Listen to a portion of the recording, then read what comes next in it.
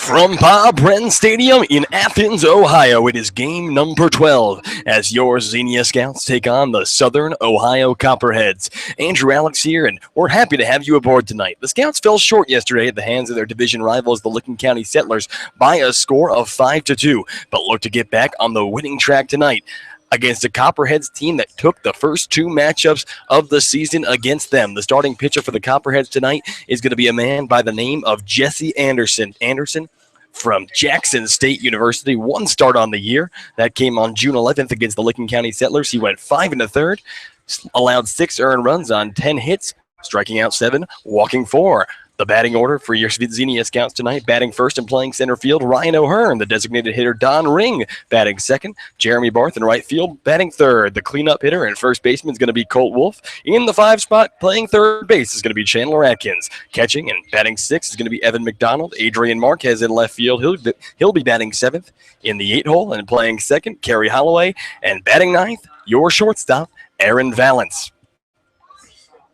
In the field for the Copperheads, it's going to be Nick Rose at first, Connor Callery at second, former scout Lee Solomon over at short, Evan Haverly at third, Connor McMahon in left, Devin Garcia in center, and Colin Fantaski in right field. The catcher is going to be Braden Frankfurt. But looks like we're about to get things underway here. Ryan O'Hearn comes to the plate. Ryan O'Hearn from Hillsdale College comes in batting at a .325 mark with 1 triple, 1 home run, 6 RBIs, and a team-high 9 runs scored. The first pitch of the ball game. And Rye takes that upstairs, ball 1.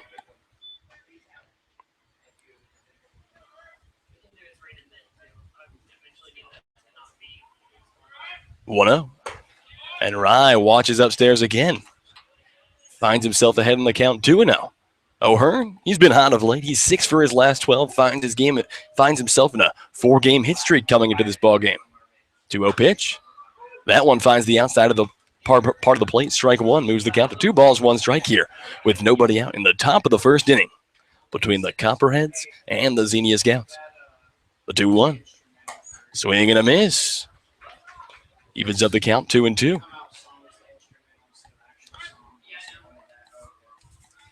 Anderson, he's a big 6'3" righty. Long flowing blonde hair. The 2-2 pitch, and swing and a miss, strike 3. The first strikeout of the day for Jesse Anderson. The first out of the day for the Xenia Scouts, and 1 down, and Don Ring is going to come to the plate. The Donald comes in batting 300 with 3 doubles. One of those doubles came yesterday. And Don also finds himself in a 3-game hit streak. Donald Ring.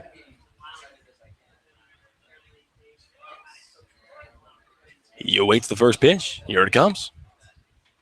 And swing and a miss, strike 1. Got him on the fastball. Don, he's your designated hitter tonight. Switching with the catching role with Evan McDonald. And he watches up and away. Evens up the count. 1 ball, 1 strike with 1 out. Scoreless game between the Scouts and the Copperheads. Anderson, he delivers. And Ring fouls that one. Right back off the glove of the catcher, Frankfurt. Finds himself behind in the count. 1 ball, 2 strikes with 1 out. Jeremy Barth on deck. The 1-2 to Ring. And that one just off the plate. Evens up the count, 2-2. The 2-2 pitch. And that one in there for a called strike 3. So 2 Scouts have come to the plate, and both of them put a K in their first inning score line. So now with 2 down and nobody on, it's going to be Jeremy Barth. Jeremy from Biola University. A .302 batter on the year with 6 RBIs.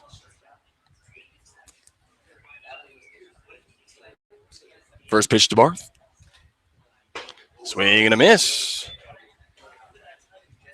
And Jackson can, or Anderson, I should say. I want to say Jesse Jackson. That's horrible. 0-1. And that one on the inside of the plate for a called strike, too. So Jesse knocked Jackson Anderson ahead in the count on Jeremy Barth. No balls, 2 strikes, with 2 outs here in the top of the first. Anderson, he delivers. And that one fouled back over the screen, so staying alive is Jeremy Barth. Barth. Yesterday, he found himself in a 1-for-4 day.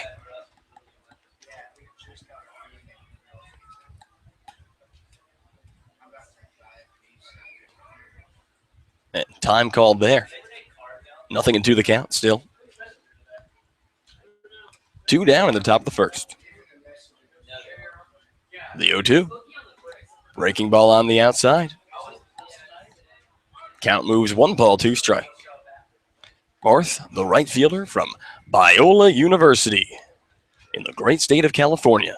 He awaits the 1-2, and he grounds that one sharply to the first baseman, Nick Rose, who runs to the bag, steps on it for out number 3. So no runs on no hits and nobody left aboard. We are in the middle of the first inning, a scoreless game between the Scouts and the Southern Ohio Copperheads. Don't go anywhere. We'll be right back. You are listening to the Xenia Scouts Radio Network.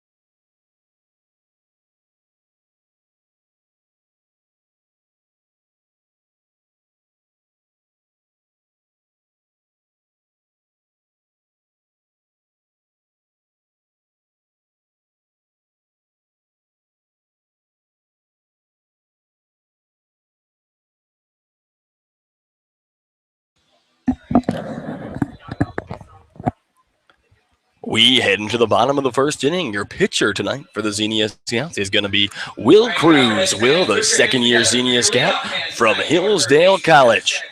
Will on the year, 6 2/3 innings pitched, allowing 8 earned runs, walking 3, striking out 2. And the first batter he'll face off against is going to be Evan Haberly. Haberly from the University of Santa Clara, a California boy. On the year, Haberly batting at a .333 mark with a double and a home run. 5 RBIs to his name. The first pitch from Cruz. That one just missing on the inside. 1-0 the count. Haberly, the third baseman tonight, awaits the 1-0. And he grounds that one a chopper to the second baseman, Kerry Holloway, who's going to try to make a play on it. Throw over to first will be not in time. An infield hit, and it looks like that ball, which was a high chopper. Holloway just couldn't get the ball over there quickly enough, so an infield single to lead off the day for the Southern Ohio Copperheads, and now a man on and nobody out, and now it's going to be Lee Solomon to the plate, and if you're a big Xenia Scouts fan, you might recognize the name, and that's because Lee Solomon, a very big part of the Xenia Scouts 2015 campaign. Last year with Xenia, Lee batted at a .259 mark with 2 home runs, scored a team-high 30 runs, but now he finds himself in his second year in the Great Lakes Collegiate League in the uniform of the Southern Ohio Copperheads. So facing off against his former teammate, Will Cruz, Lee watches up and away, ball 1. And maybe he learned some things here in the Great Lakes League last year because he had quite the season in the spring with Lipscomb University. Lee batted .370 with 50 RBIs. That's a pretty good stat line. And, of course, you can see his former teammate Will Cruz and his school ball teammate Chandler Atkins in over at third. And Lee watches high ball, too. Solomon at Lipscomb, 11 doubles, 3 triples, and 4 home runs. So the shortstop's got some pop. 2-0 from Cruz. And Lee fouls that one. Out of play down the right field side. A kid in the stands and actually a dad in a lawn chair fails to make the catch. Regardless, 2 balls, 1 strike here, nobody out. Bottom of the first inning, still scoreless between the Scouts and the Copperheads. Lee Solomon versus Will Cruz. Haberle takes his lead over at first. Cruz looks to the catcher, Evan McDonald. He steps off. In the field for your Scouts, McDonald's catching, Wolf at first, Holloway at second, Valance at short, Atkins at third, Marquez in left, O'Hearn in center, and Jeremy Barth holds down right field this evening. Pickoff attempt over there from Will Cruz, not quick enough to get Evan Haberle. The Scouts come into this game with a 5-6 record. Just a half a game up on these Copperheads, coming with a 5-7 record. The 2-1 pitch. And that one's up and away. Moves the count to 3 balls, 1 strike.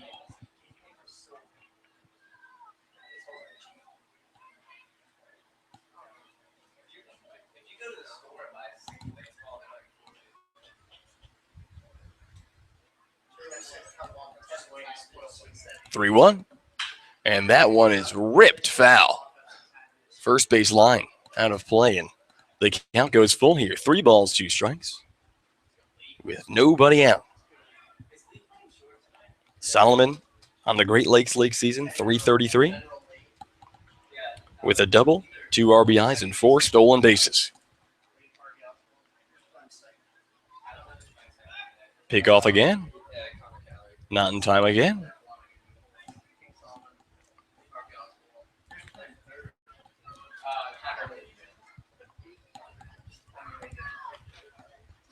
(3-2) pitch. The runner goes, and that one's grounded foul down the third base line, so we're going to do it again. Haberle trying to swipe a bag there.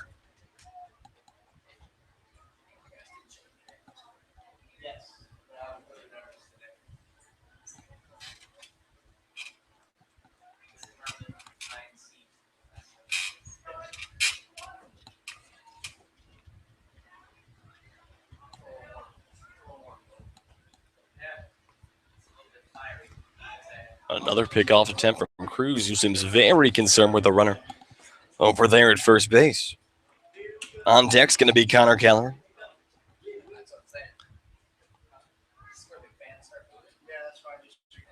(3-2), and that one is taken low, ball 4. So Lee Solomon is issued a 390 feet, and now it's runners at first and second with nobody out. And Will Cruz already finds himself in a tad bit of trouble here. But now with runners in second and third, nobody out here in the bottom of the first, it's going to be Connor Calorie to the plate. Calorie from Ohio University, the second baseman here tonight. And Ohio University is, quite frankly, where we are right now. Athens, Ohio, the location of Ohio University, and we're right here on the very beautiful campus of the Mid-American Conference School. First pitch, and that one's grounded up the middle. Kerry Holloway picks it up, throws over to first. Out number 1. Solomon and Haberle advance to second and third, respectively. And now it's going to be 1 down and a couple of runners in scoring position. And the batter is going to be Hunter Walsh. Walsh, the designated hitter tonight, making the long trip from the University of North Dakota. That's the University of North Dakota Sioux. SIOUX.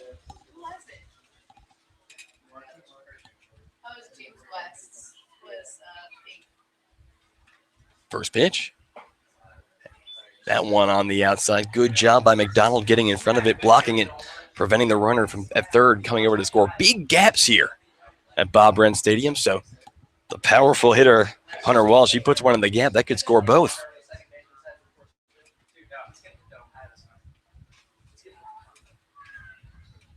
The 1-0, And swing and a miss there by Walsh. Walsh on the year, 356 with 5 doubles, a homer, and 8 RBIs. 1 ball, 1 strike the count with 1 down here.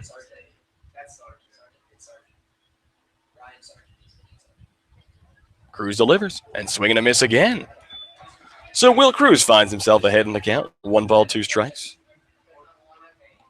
Walsh is 1 for 7 against the Scouts so far this season. But all of those at-bats coming in the first couple of games. Those were played over at Grady's Field in Xenia. A couple of games that unfortunately the Scouts dropped. 1-2 pitch, and that one's fouled. Popper way out of play, and we're going to do 1-2 again. And looks like maybe the pitcher Cruz crossed up the catcher McDonald or something. He's going to come have a word with his pitcher and heads back to the behind the plate. And we're going to do 1-2 all over again.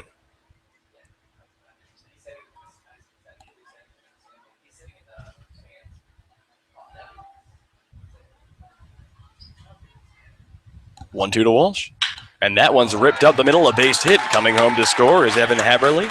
Lee Solomon's going to put the brakes on over at third. An RBI single off the bat of Hunter Walsh puts the Copperheads on the board. A score of 1-0. And that's a Copperheads run brought to you by the OU Credit Union. Put another one in the bank.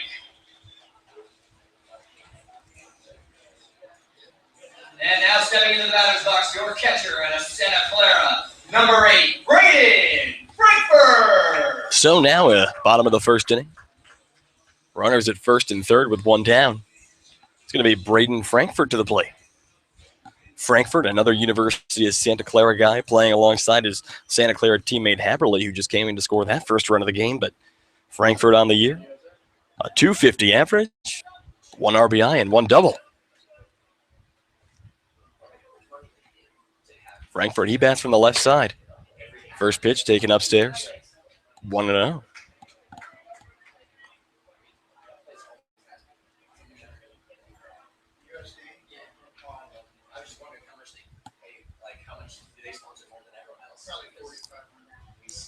One-0 pitch. That one finds the outside part of the plate, evens the count up. 1 ball, 1 strike. And Cruz probably not too satisfied with the result of that at bat with Hunter Walsh after finding himself ahead in the count 1-2.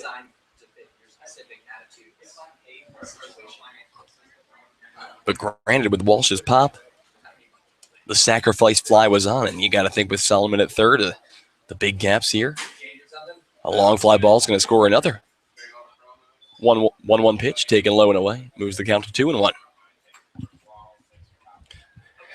Frankfurt this year at Santa Clara, he batted at a 203 mark. Pickoff attempt over to first. Not in time. 2 balls, 1 strike, 1 out. Bottom of the first. Runners at first and third. 1-0 Copperheads. The pitcher Cruz looks to third, looks to the catcher McDonald. He delivers, and that one is a fly ball into left field. The left fielder Queso coming under it. Solomon tags up at third, going home. The throw to the plate will be cut off, not in time.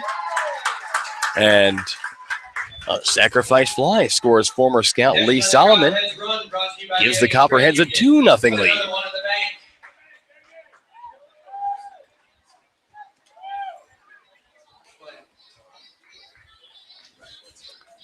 So now it's going to be a runner at first and 2 down, 2-0 Copperheads your score here in the bottom of the first. And first baseman out of Shawnee State University, number 27, Nick Rose. And Nick Rose to the plate. Nick Rose from Shawnee State University. Well, that's a school right here in the great state of Ohio. On the year, 229. And first pitch, he takes on a sky-high pop-up on the infield. The third baseman Atkins under it makes the grab for out number 3. So we have played 1 inning of baseball. The Copperheads with 2 runs on 2 hits and 1 man left aboard. And we head into the top of the second. The Copperheads lead the Scouts by a score of 2-0. Don't go anywhere. We'll be right back. You are listening to the Xenia Scouts Radio Network.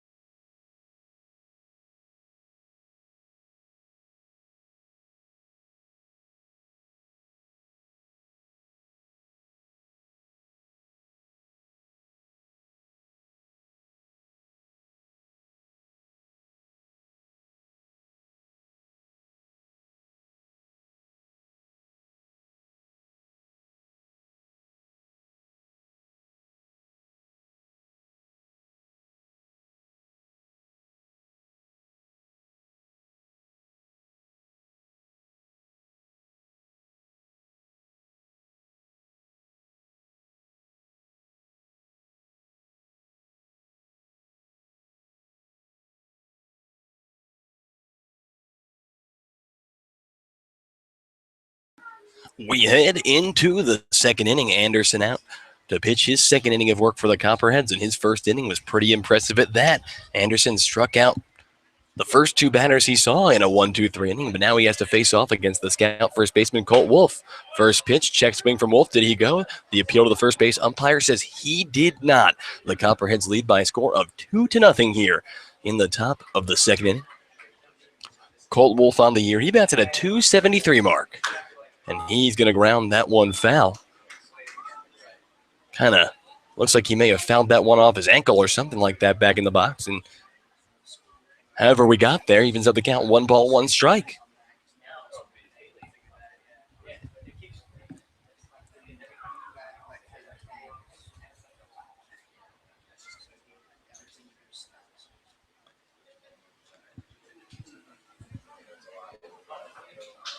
The 1-1 to Colt Wolf. And he lifts that one into deep center field, chasing back the center fielder Garcia, but he's going to get there right before the track. Out number 1. So Colt Wolf tried to take advantage of the very big gaps we have here, but the speedy Garcia out in center field played it perfectly, and he was playing towards left field anyway. So easy to make a quick move towards that left center field gap, and what would have been a double perhaps if he was placed differently ended up being nothing. But now Chandler Atkins to the plate with 1 down. First pitch taken up and away, ball 1. Atkins on the year, 256, 3 doubles, a triple, and 1 home run. A Xenia Scout high, 10 RBIs to show for it. Here's the 1-0, and Atkins watches on the outside yet again.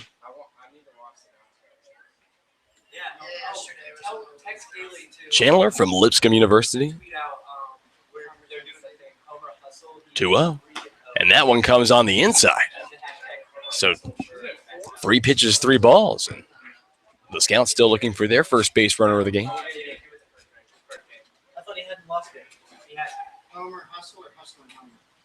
3-0. Get me a cross pitch from Jesse Anderson. Finds the zone, moves the count to 3 balls, 1 strike with 1 out. Here in the top of the second inning, 2-0 Copperheads. The pitch, and that one's fouled back over the screen, over the press box where I'm sitting. And Anderson, after falling behind 3-0 in the count against Chandler Atkins, has battled his way back. 3 balls, 2 strikes here. 3-2. And that one in there for a called strike 3. He got him, the 3rd strikeout of the day, and Atkins was halfway down the first base line before he looked back to the home plate umpire who was ringing him up, and he looks not pleased. That's a kind way to put it, but now with 2 down, the Scouts still looking for their first base runner of the game. It's going to be Evan McDonald. McDonald, of course, your catcher this evening from Fairleigh Dickinson University in Teaneck, New Jersey. First pitch to McDonald. Finds the outside part of the plate. A called strike 1. Jesse Anderson pounding the zone here. 0-1. That one's taken low and in. Evens up the count, 1-1.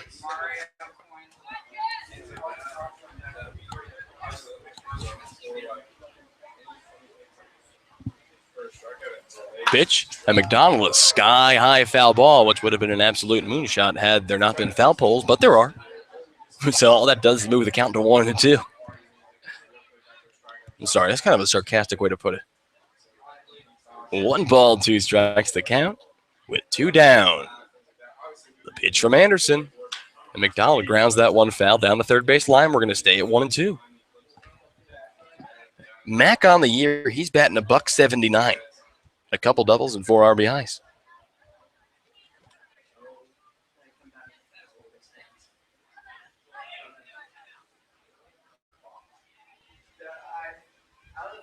Anderson shakes off the catcher, but now he's got what he wants. Here's 1-2. And McDonald fouls that one down the third base line again. So probably the longest at-bat, or one of the longer at-bats that we've seen. Maybe not. The one against Chandler Atkins is definitely the longest at-bat of the day for the Scouts thus far, but we're going to do 1-2 again. Here it comes. And that one's ripped past the glove of the third baseman. A base hit. Evan McDonald rounding first. He's going to look to second, and he's going to try to get it. The throw to second will be not in time. Sliding into second with a double is Evan McDonald, and the Scouts have a runner in scoring position with 2 outs. So McDonald, his third double of the year there. And now that's going to bring up the perennial leadoff hitter, Adrian Marquez. Marquez from Wright State University, nicknamed Queso. And I figured out why he's nicknamed Queso. It went from Marquez to Quez to Queso, and now he's sometimes called Cheese. It's funny how baseball players work. First pitch. Check swing. Did he go? He did not. Ball one. Marquez on the year. Batting .269 with 1 home run and 4 RBIs. The Wright State Raider. Great Lakes veteran, formerly of the Cincinnati Steam. Here's the 1-0 pitch. And that one finds the upper inside part of the zone. Marquez doesn't like the call. Evens up the count 1-1. Here in the top of the second, the Scouts trailed 2-0. Evan McDonald over at second with 2 outs. Mack taking a big lead over there from second. Anderson looks back to McDonald. He delivers. And that one's upstairs. Moves the count to 2-1. Jesse Anderson had retired the first 5 Scouts before allowing the 2-out double to Evan McDonald. Here's the 2-1, and Marquez, a sky-high pop-up into foul territory. The third baseman at the fence. He's going to reach, and he's not going to get there. That ball literally on the third base side, the fence for out of play, like 1 inch from the glove. The third baseman, Haberly. But he doesn't catch it, obviously, and staying alive in this count is Adrian Marquez. 2 balls, 2 strikes, 2 outs. Runner at second.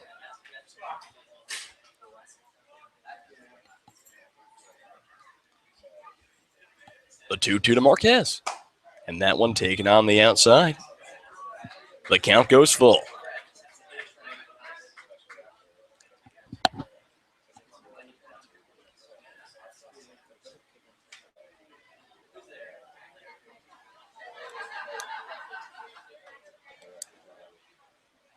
The 3-2 pitch.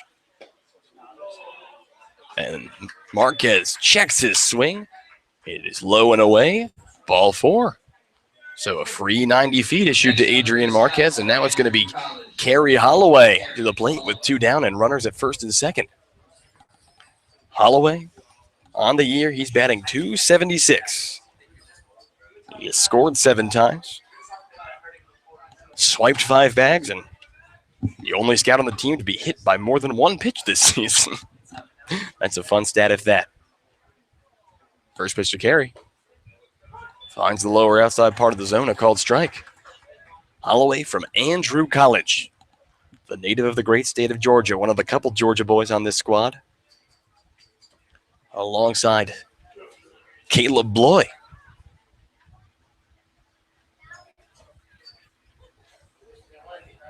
Nothing in 1. And Holloway fouls that one out of play, first base side. So Kerry finds himself behind in this count, 0-2 here in the top of the second inning. Runners at first and second with 2 down. Scouts trail by a score of 2-0, trying to respond to the 2 spot that the Copperheads put up in the home half of the first. Anderson looks to the catcher, Frankfurt.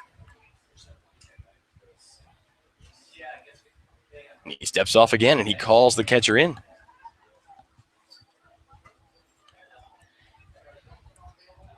Anderson has struck out 3 already through an inning and 2/3. Got Ryan O'Hearn swinging, and Don Ring and Chandler Atkins looking. But he finds himself in trouble for the first time on the evening with a double from McDonald and a walk to Adrian Marquez. Here's the 0-2 pitch. And that one just off the plate. The Copperhead faithful here at Bob Wren Stadium don't like that one. But it moves the count to 1-2.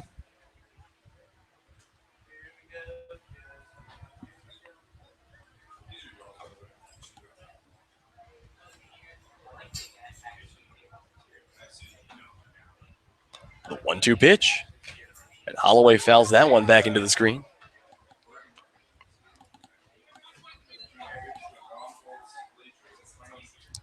Keeps the count at 1 ball, 2 strikes, but 2 down here. Gary last night,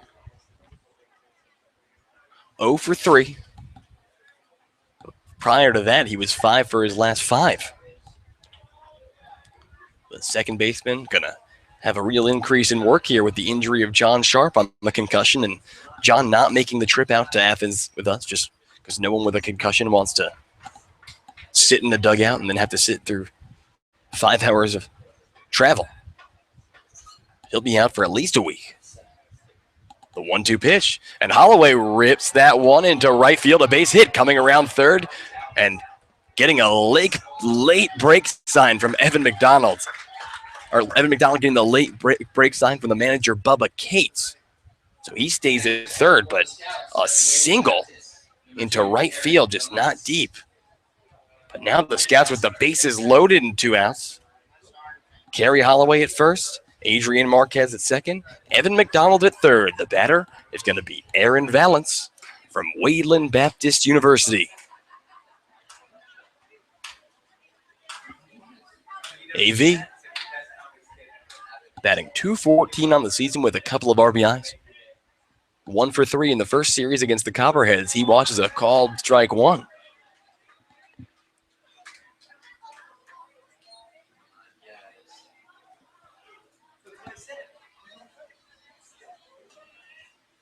Bases loaded with 2 down here in the top of the second inning. The 0-1 pitch. And AV fouls that one back into the screen, so he falls behind in this count, 0-2, and a precarious position for the 9-hitter.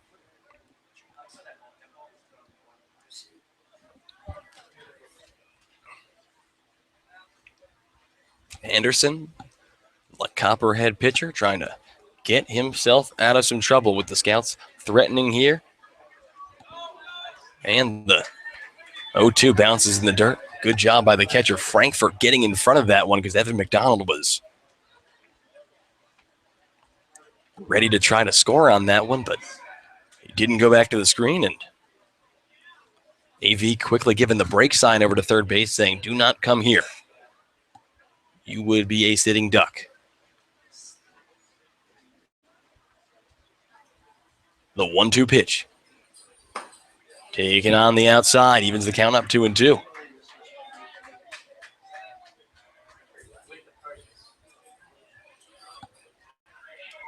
How did we get here? An Evan McDonald double, Adrian Marquez walk, and Kerry Holloway single. The count 2 balls, 2 strikes with 2 outs. In the top of the second inning, the Scouts trail 2-0. The 2-2 pitch. And that one in there for a called strike 3. He got him. So no runs on 2 hits and 3 men left aboard. We have played an inning and a half. The Scouts trail by a score of 2-0. Don't go anywhere. We will be right back. You are listening to the Xenia Scouts Radio Network.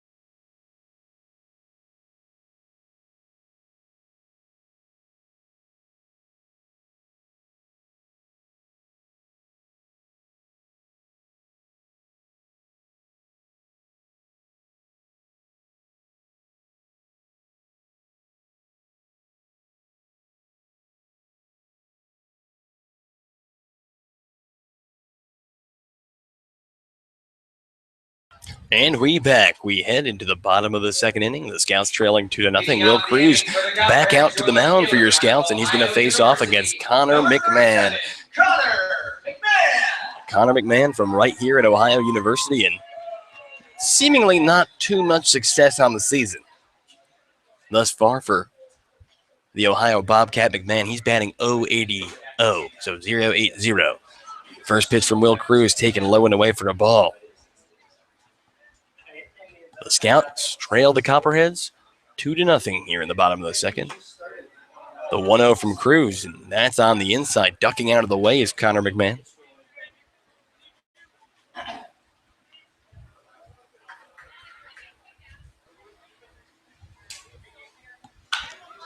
Two-1 fouled back into the stands. Near the mascot. Doesn't hit the mascot, hits an empty bleachers. Moves the count to 2 balls, 1 strike.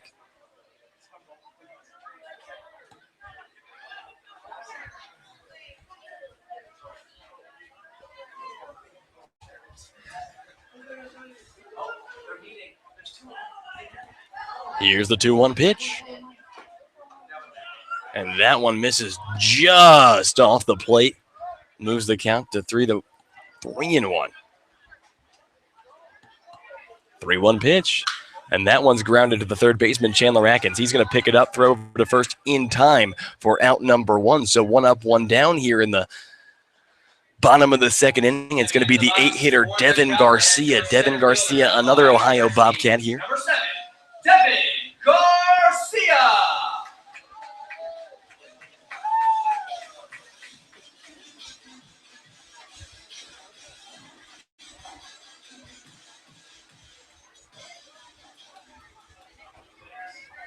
Garcia batting at a .216 mark.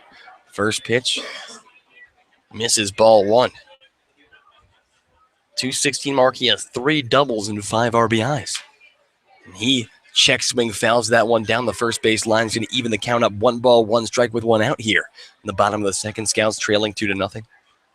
Garcia, an Ohio Bobcat. The Bobcats, of course, playing in the Mid-American Conference. We're here at their home field, Bob Wren Stadium. As Garcia takes on the inside, moves the count to 2-1. The Bobcats finished their 2016 campaign with a mark of 23-29 on the year. And the 2-1 pitch up and in yet again, so Cruz falling behind 3-1 in this count.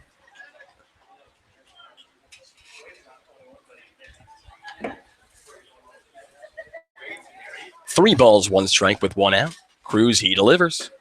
That one finds the outside part of the zone, a called strike 2. So the count goes full here on the Ohio Bobcat Garcia. Here's the 3-2 pitch from Cruz. And that one grounded a chopper past the glove of the diving third baseman Chandler Atkins. There to back it up is Aaron Valance, who tries to make a Derek Jeter-style throw on the run over to first base. But if your name isn't Derek Jeter, it's going to be a tough play to make. So mark it down as an infield hit for Devin Garcia. And now we're to the 9 spot in the order with Colin Fantasky. Fantasky, the right fielder tonight from Maryhurst University. And he was a guy that we did not see in the lineup when the Scouts played their initial opening series against these Copperheads.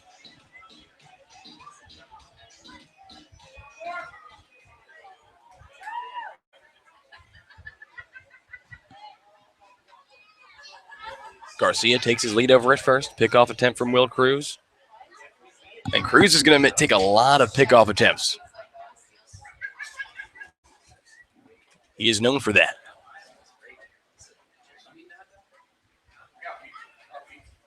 Another pickoff attempt. And during these pickoff attempts, I'll talk about our AIA players and the pros. Today we're going to talk about Josh Donaldson. Josh Donaldson, of course, the Major League Baseball player of the Toronto Blue Jays, reigning MVP. As Cruz delivers a called strike. But Josh Donaldson, he played for Athletes in Action Baseball in 2003.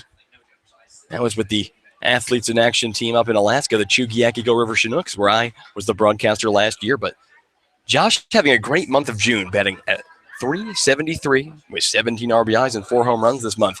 He's actually 11 for his last 20 and has a 10-game hit streak. I say all this while Will's trying to make sure that Devin Garcia doesn't steal a base, and he's doing a pretty good job because he hasn't tried yet.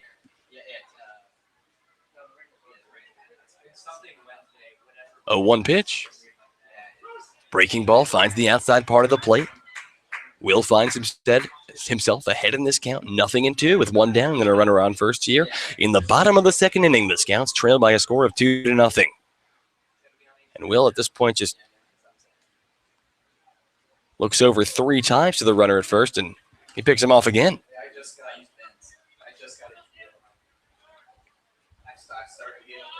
I wonder if you're supposed to count pickoff attempts. If anyone does that on a statistical basis, it'd be interesting to see where Cruz stacks up against the rest of the league. Very cautious. 0-2 pitch, and that one's fouled back over the screen. Count's going to stay at 0-2. Cruz from Hillsdale College, if I didn't previously mention that. He plays alongside Ryan O'Hearn and Don Ring during his spring season.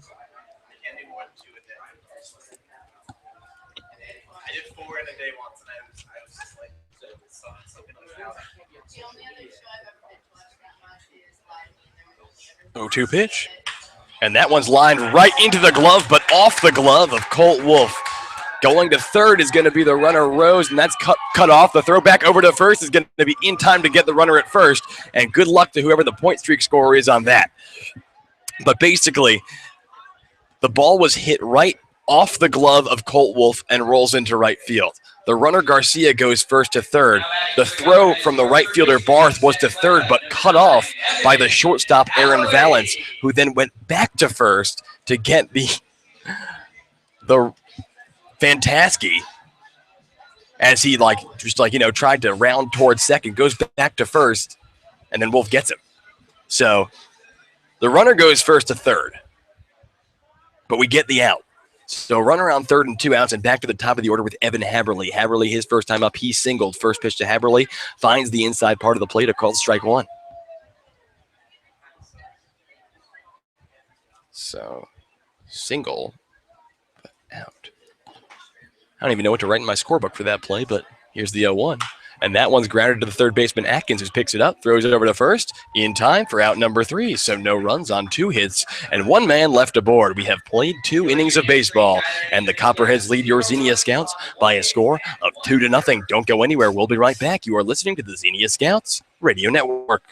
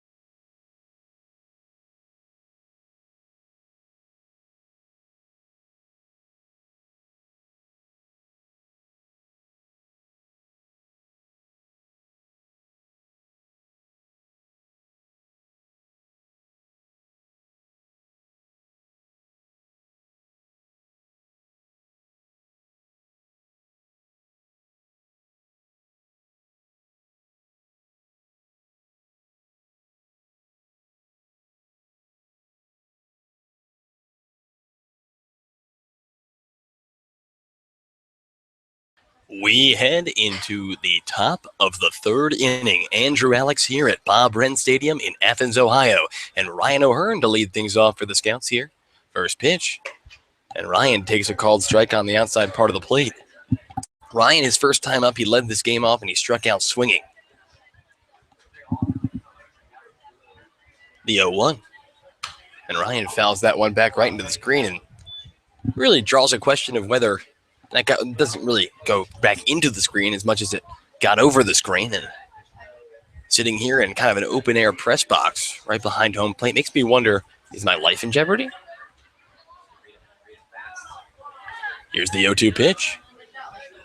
Ryan takes on the outside, moves the count to 1-2.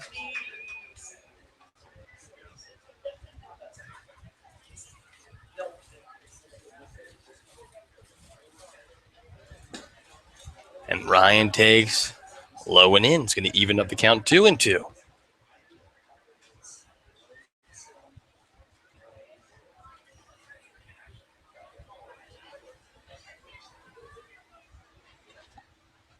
Here's the 2-2 pitch. And Ryan once again takes on the inside. So after falling behind in this count 0-2, count moves to 3-2.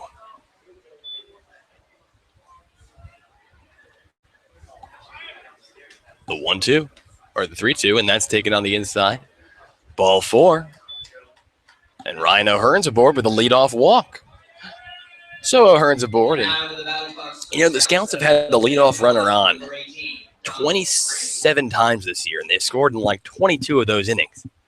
Whereas, keep in mind that they've scored in 32 innings overall.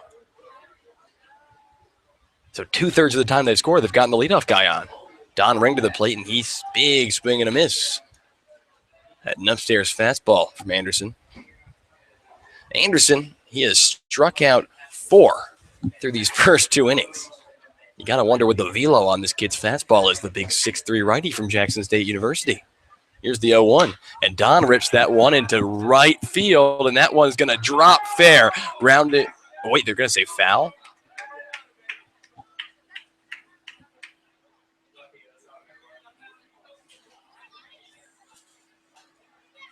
They're going to say that ball was a foul ball?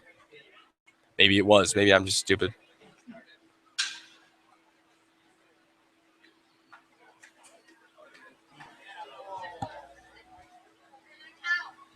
Oh well. Nothing into the count. Ryan O'Hearn still at first with nobody out here in the top of the 3rd inning. The Scouts trail the Copperheads 2-0. The 0-2 pitch. The Donald takes that on the outside, moves the count to 1-2. Ring, his first time up, he went down looking. Picked up his 3rd double of the year last night as the Scouts tried to rally in the bottom of the 9th, but that effort had no avail. Here's the 1-2 pitch, and that one's taken low. Pickoff attempt over to first to try to get Ryan O'Hearn. He scurries back there quickly enough. The pitch to Ring obviously was low. So it's going to even up the count. 2 balls, 2 strikes.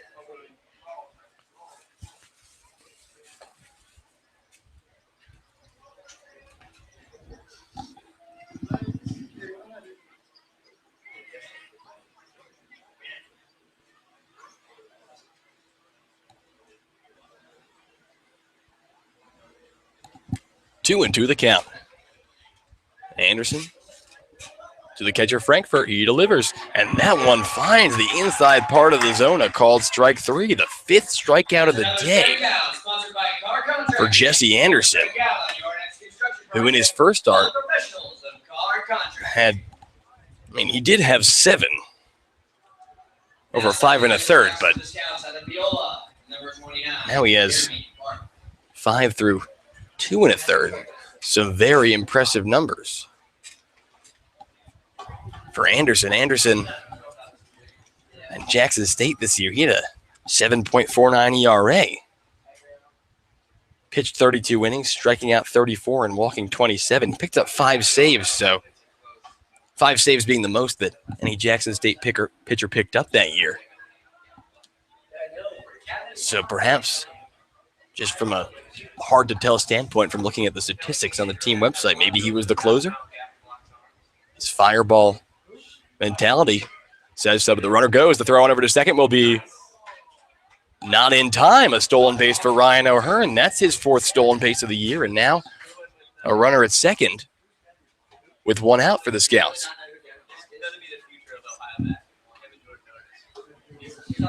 So 1-0 the count. The batter is Jeremy Barth. I don't know if I failed to mention that, but Barth, his first time up, he grounded out to the first baseman. Barth had a pretty impressive opening weekend against these very same Southern Ohio Copperheads. That weekend, Barth was 5 for 9 with 3 doubles. And a double here into these valley-sized gaps here at Bob Wren would certainly score the Speedy O'Hearn. But the 1-0, big swing and a miss on an outside pitch there, Barth. And the pitcher Anderson evens up the count. 1 ball, 1 strike. With 1 down here. The top of the third inning, the Scouts trail by a score of 2-0.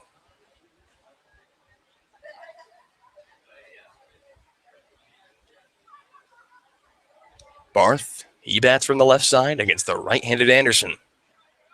Here's the 1-1. That one off the plate. Moves the count to 2-1. Barth, the former member of the California Collegiate League's SoCal Catch. He awaits the 2-1 pitch. O'Hearn dancing over at second. There's the pitch, and Jeremy lifts that one into deep right field. Going back at the track, the wall, sayonara. A 2-run home run off the bat of Jeremy Barth has tied the game at 2 runs apiece. Jeremy Barth, his first stinger of the year, and Dad with the moon shot there, and out come his teammates to greet Barth, and he has tied this game. Happy Father's Day.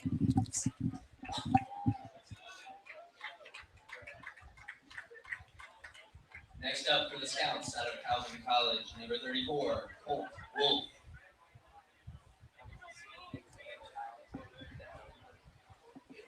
So Jeremy Barth's success on Father's Day Eve here. Dad hits the 2-run shot and ties this ball game up at 2. So now with 1 down, it's going to be Colt Wolf to the plate.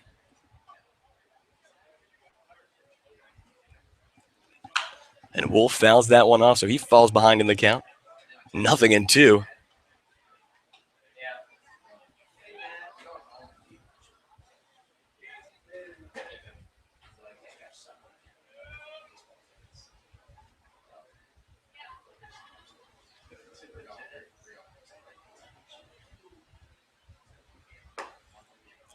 And Colt watches upstairs. Count moves 1 ball, 2 strikes.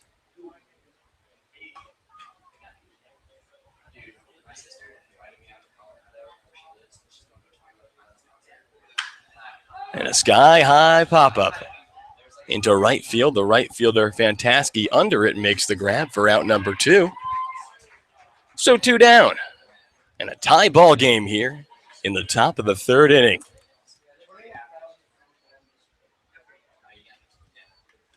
It's going to bring Chandler Atkins to the plate. Atkins, he went down looking his first time up. And he grounds that one right back to the pitcher, Anderson. Underhand throw to first. Out number 3. So 2 runs on 1 hit. And nobody left aboard. And we have played 2.5 innings of baseball.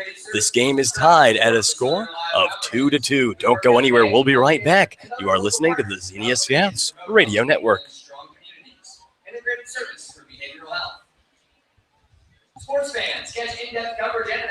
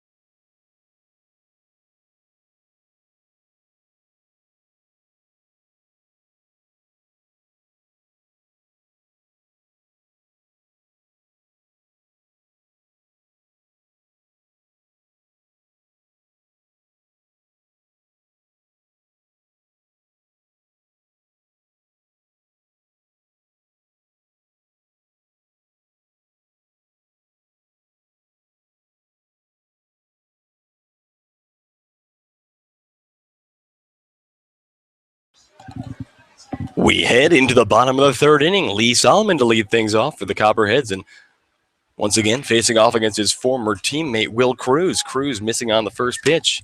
1-0 the count. Solomon, his first time up, walked, came around to score as Cruz delivers a 1-0 fastball, finds the zone, evens up the count, 1 ball, 1 strike. We are all tied up at 2 here in the bottom of the third. Jeremy Barth, 2-run shot, even the score, but Lee Solomon puts that one way back into left field, and Adrian Marquez watches that moonshot fly, a solo shot for the former scout Lee Solomon, gives the Copperheads a 3-2 lead. And like I said, Solomon, a guy who, with a lot of pop, hit 2 home runs with the Scouts last year, 4 home runs with Lipscomb, and now he has his first home run as a Southern Ohio Copperhead, a solo shot. The score, 3-2.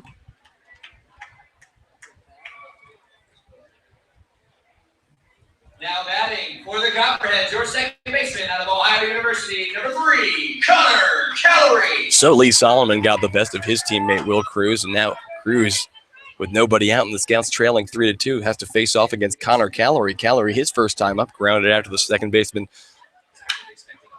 And first pitch to Calorie, rips a liner into left field. Marquez under it to make the grab, out number 1. Stepping into the box, Copperheads fans, your designated hitter out of the University of North Dakota, number 23, Hunter Walsh. So Hunter Walsh to the plate now with 1 down here in the bottom of the third. Walsh, his first time up. An RBI single that plated Evan Haberly for the first run of the game for the Copperheads. First pitch. Check swing. Did he go? They say yes, he did. So 0-1 the count here with 1 down.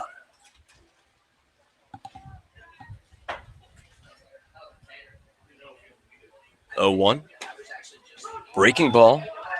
Finds the upper inside part of the zone. So Cruz ahead in the count, 0-2. Now remember, he was ahead in the count, 0-2 against Walsh last time he faced Walsh. But then ended up losing the at-bat, but a very close pitch on the inside on the 0-2 from Cruz, but on the inside, ball 1. So 1-2 the count now to the North Dakota Fighting Sioux. Sioux, baseball team member. Here's the 1-2 pitch. And swing and a miss, strike 3. The first strikeout issued on the day from Will Cruz for out number 2. So 2 down here in the bottom of the third inning. The Scouts trail 3-2, and the batter is going to be Braden Frankfurt. Frankfurt, his first time up. A sacrifice fly that plated Lee Solomon. Frankfurt, your catcher tonight for the Southern Ohio Copperheads from Santa Clara University.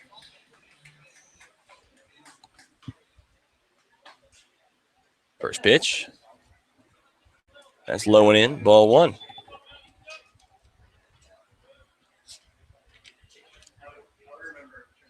1-0 is a broken bat, major broken bat, like as broken as a bat can break, with like shrapnel going everywhere, sort of like a grenade broken bat.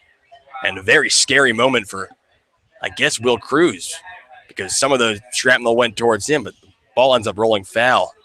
And that one is surely headed to the bat graveyard. Wow, that was a crazily broken bat. But looks like everyone's okay. No trainers out or anything like that. Count evens up 1 ball, 1 strike with 2 down here in the bottom of the third. The Copperheads lead the Scouts 3-2.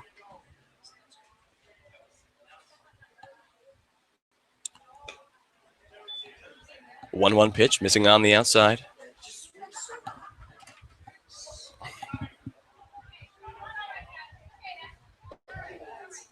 And 2-1 comes on the inside.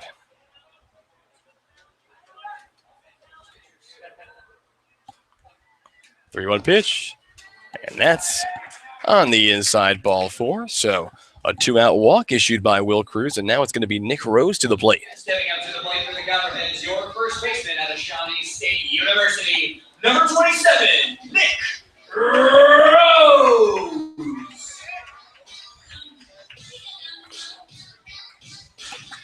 So Nick Rose walks to the plate.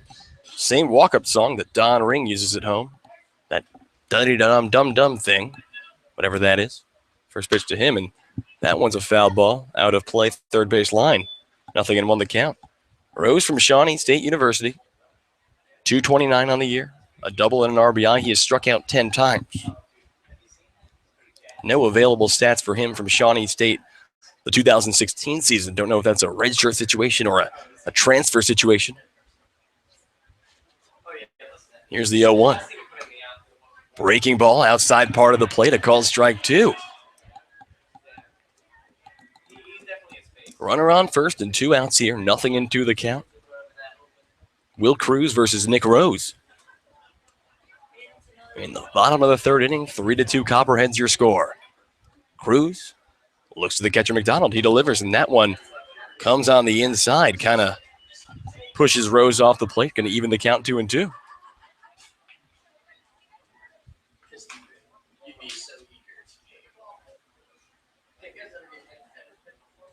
Here it is. Breaking ball upstairs.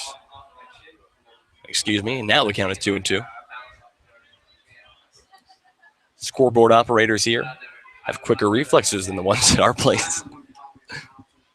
2 balls, 2 strikes, 2 outs. The pitch, and that one is lifted into right field. Chasing back the right fielder, Barth makes a diving grab for out number 3. A web gem of the day candidate from Jeremy Barth.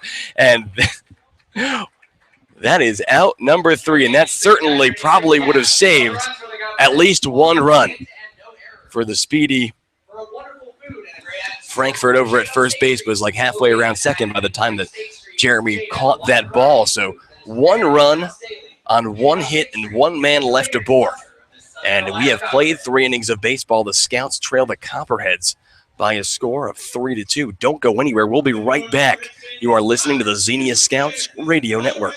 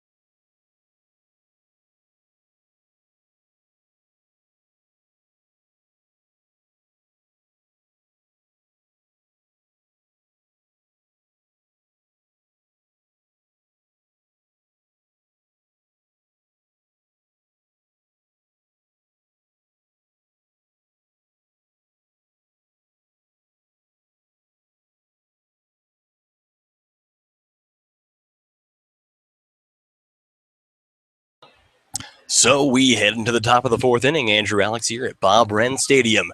The Scouts trail the Southern Ohio Copperheads by a score of 3-2. Evan McDonald here to lead things off for the Scouts, and he awaits the first pitch from Anderson. First pitch finds the zone, a called strike 1.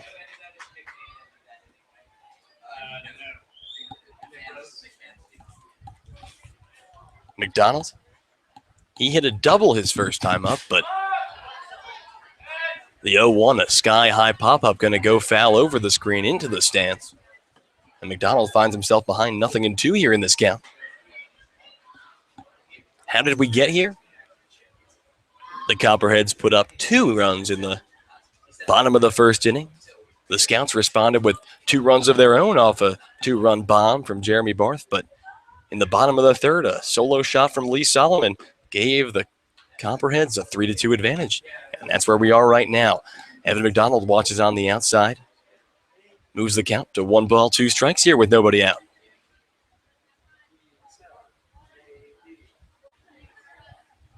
The 1-2 pitch. And that one in the dirt. Gets past the catcher, Frankfurt. Evens the count up 2-2.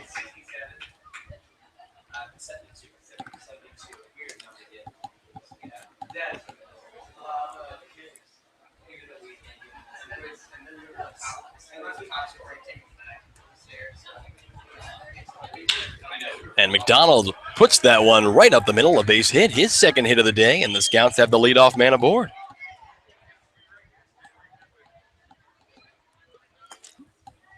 Next up for the Scouts, out of Wright State, number 14, Adrian Marquez.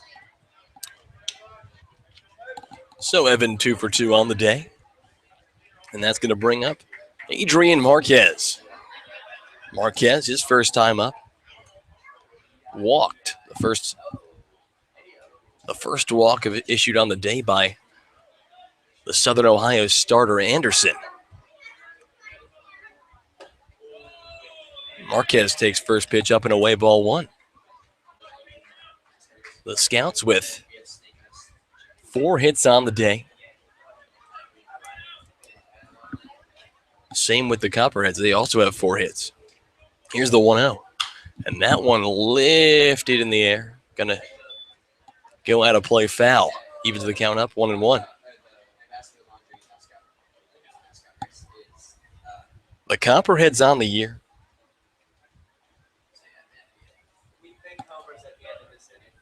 Just 1-4 here at Bob Wren Stadium. On the road, they're 4-3. 2 of those wins coming at Grady's Field. Here's the 1-1 pitch. Marquez watches upstairs.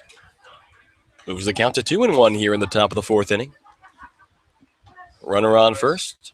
Nobody out. The Scouts trail by a score of 3-2.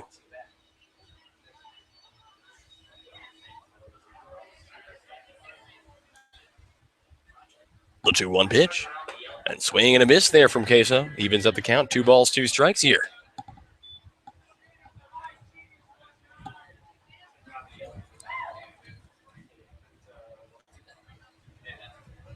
Queso yesterday 1 for 2. A single. He also had a sacrifice bunt in the 9th. In the 8th, I should say. To advance Ryan O'Hearn to second. And the 2-2 pitch finds the outside part of the plate. A called strike 3. That's another strikeout sponsored by Car Contracting. Don't strike out on your next construction project.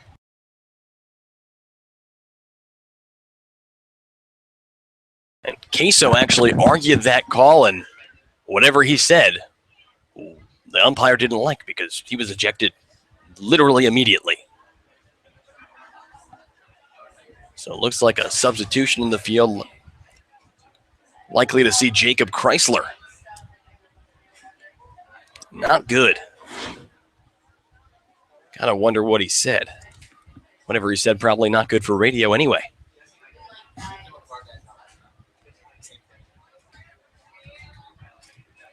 Coach Cates having a word with the umpire at home plate, and you gotta think, well, if Marquez is playing left, there's a couple options here. They could move Don Ring into left and have, I guess, Bloyd DH, or you could have Chrysler. Next up for the Scouts out of Andrew College, number 3, Carey. Or you could have Chrysler just move into left field. Those are your couple of options there, but we'll figure out what they do next time the Scouts are out in the field. But regardless, a man on first and 1 out here. And Kerry Holloway to the plate. That strikeout there was the 6th of the day. 6th strikeout of the day for the starting pitcher, Anderson. Now Coach Cates having a word yet again with this home plate umpire. Don't really know what the word is about.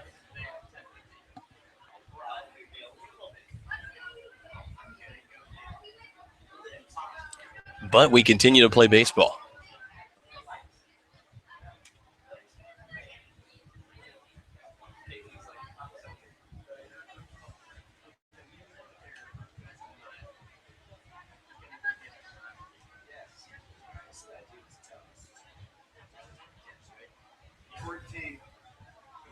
Time called yet again. Going to give the umpire is saying speed it up, but they're giving Anderson a couple of warm-up pitches.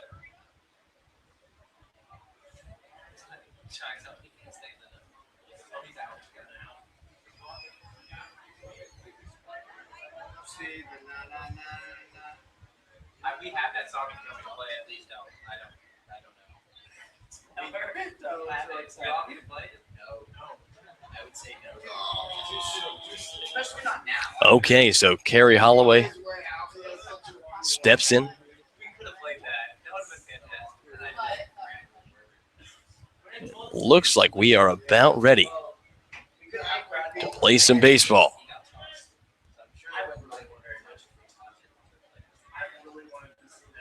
Holloway steps into the box. First pitch, and Holloway, a bunt popped up. A diving catcher makes the grab. Out number 2. Holloway with the bunt attempt bunts that one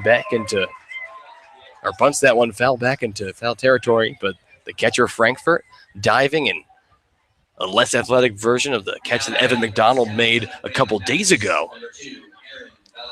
And now 2 down with a runner on first, and Aaron Valance to the plate. Valance, his first time up, he went down looking. The score, 3-2 Copperheads with 2 down in the top of the 4th. AV lifts that one, a sky-high pop-up into left field. Solomon getting called off by the center fielder Garcia. Makes the grab for out number 3. So no runs on 1 hit and 1 man left aboard. We have played 3.5. And the Scouts trail by a score of 3-2. Don't go anywhere. We'll be right back. You are listening to the Xenia Scouts Radio Network.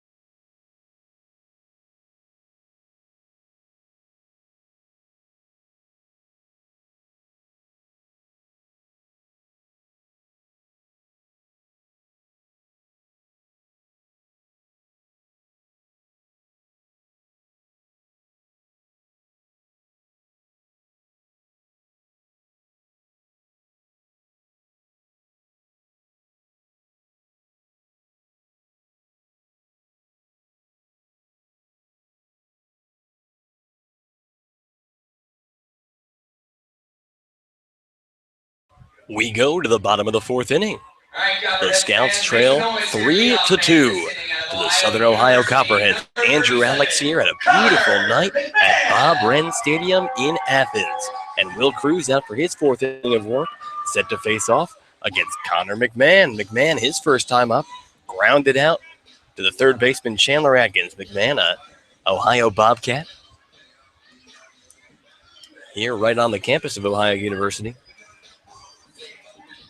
And I'm assuming what you see on what would be the right side of your screen, first base line, where they play basketball. Some academic buildings and dorms on the skyline here, and it was an absolutely beautiful night for baseball.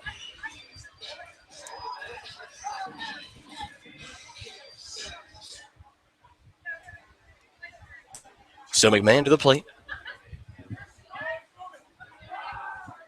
He awaits the first pitch from Will Cruz. Here it comes. And that one fouled right back.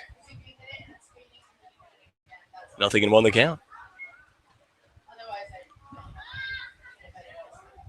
Cruz has allowed 3 runs this evening. 2 in the first and 1 in the bottom of the 3rd. And that pitch is grounded weakly to the third baseman. Atkins throws to first. in time for out number 1. So Connor McMahon's struggles continue. A couple of ground outs to third. Stepping up to the plate, your center fielder, Not helping his .080 batting average. And now Devin Garcia, another Ohio Bobcat to the plate. Garcia, he singled his first time up. Ended up advancing all the way to third, but the Copperheads failed to drive him home. First pitch from Cruz. That one misses low and away.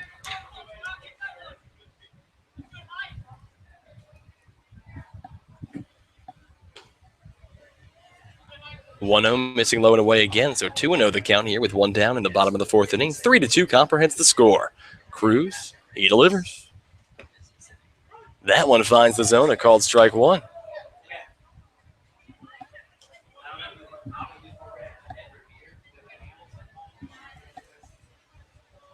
Here's the 2-1 from Cruz. And he attacks the zone yet again. Evens at the count, 2 balls, 2 strikes here with one down in the bottom of the 4th. 2-2 pitch. And that one lined over the glove of a diving Colt Wolf over at first. Drops into right field. A base hit. So the second hit of the day for Devin Rose.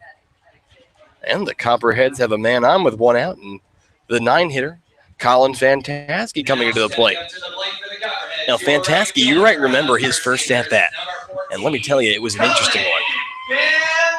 Fantaski had a similar situation. Actually, he had the exact same situation that we are in right now. Devin Garcia was over at first after a single that had followed a ground out to third from McMahon.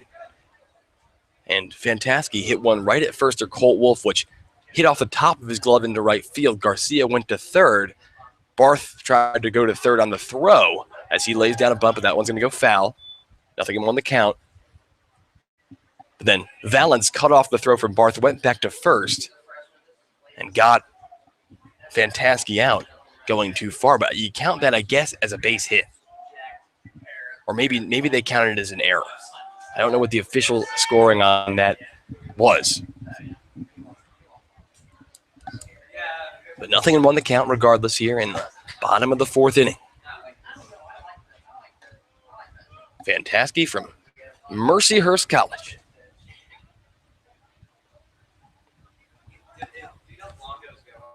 Garcia takes a big lead over at first.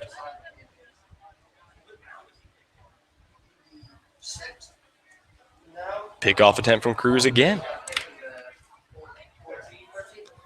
See if we can pull up the out-of-town scoreboard here.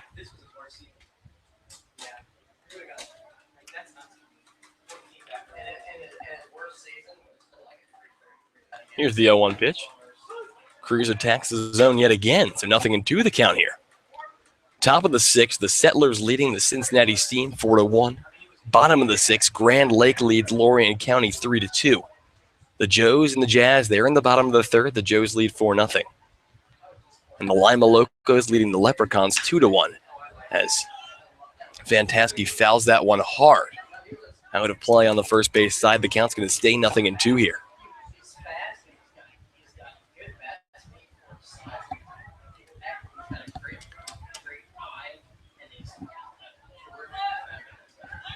Pickoff attempt yet again.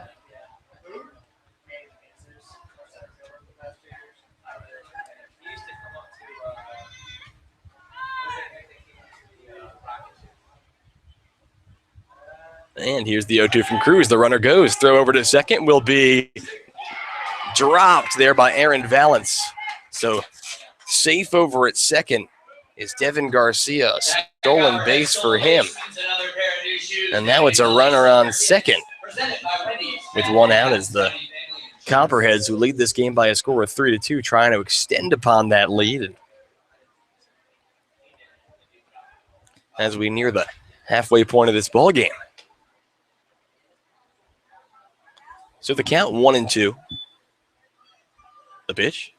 And that one's grounded right past the glove of Chandler Atkins over at third. Rounding third and coming home is going to be Garcia. The throw will be not in time. Standing at second with a double is Colin Fantaski, and that extends the Copperhead lead to 4-2.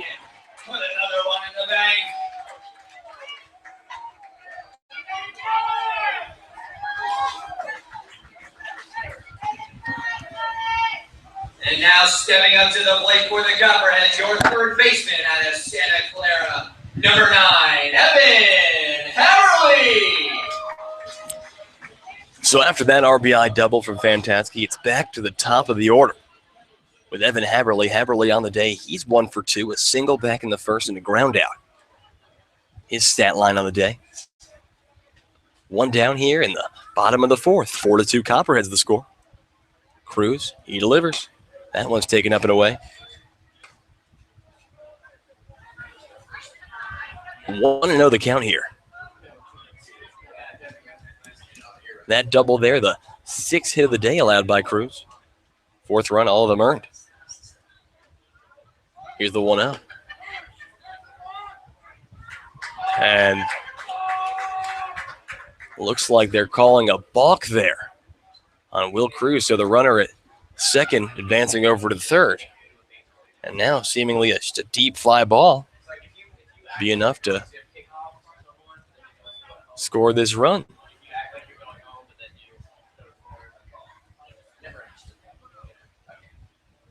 One and 0 the count. Cruz. He looks to McDonald. He delivers. And that one's lifted, a fly ball into foul territory on the left field side. Atkins chases it down the line, but he's going to watch it fly out of play. The count moves to 1-2.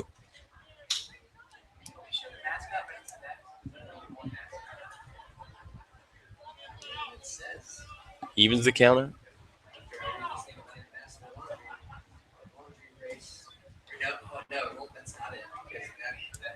Or excuse me, that moves the count to 1-1. A pitch from Cruz. Upstairs, throw over to third to try to get the runner. Not in time. That one taken high. Moves the count to 2-1. Here with 1 down, a runner at third in the bottom of the 4th inning. Scouts trail the Copperheads 4-2. Here's the 2-1 pitch. That one's upstairs again. On deck, Lee Solomon. Solomon, solo home run back in the bottom of the 3rd. Gave the Copperheads the lead. Here's the 3-1 pitch. And that one in there for a called strike. The count goes full. 3 balls, 2 strikes. Haverly halfway across the, once again, these runners just getting halfway down the baseline thinking they have walks before can come back for, realize that they got a called strike. 3-2 the count, the pitch. And that one grounded past the glove of Atkins. He got a piece of it, but coming home to score is going to be Colin Fantasky, and that's going to extend the Copperhead lead to 5-2. That's another Copperheads run brought to you by the OU Credit Union. Put another one in the bank. So the second hit of the day, an RBI single from Haverly. Now the score 5. Number 6, Lee Solomon. 5-2 in favor of the Copperheads. And with Lee Solomon coming to the plate, looks like Bubba Cates is going to come out to the mound and have a word with Will Cruz, and we'll see if this is it for him. Last time up, Cruz allowing a solo shot off the bat of the former scout, Lee Solomon. And Solomon, a guy who's limited playing time thus far for the Copperheads this season because of injury, but just statistically speaking and experience speaking, probably one of the better hitters in this Copperhead lineup and maybe even the entire Great Lakes League. The question is whether Cates is going to give the Will Cruz the opportunity to face off against his former teammate one more time, and the umpire had to have a break up the meeting at the mound, and Bubba's going to go back. So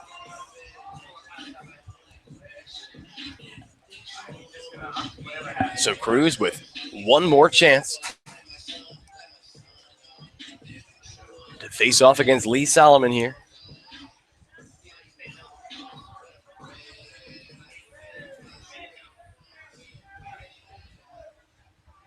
Runner at first. 1 down here in the bottom of the 4th inning. 5-2 Copperheads the score. Lee Solomon to the plate. Solomon, a home run and a walk on the day. First pitch, big swing and a miss from Solomon. 0-1 the count.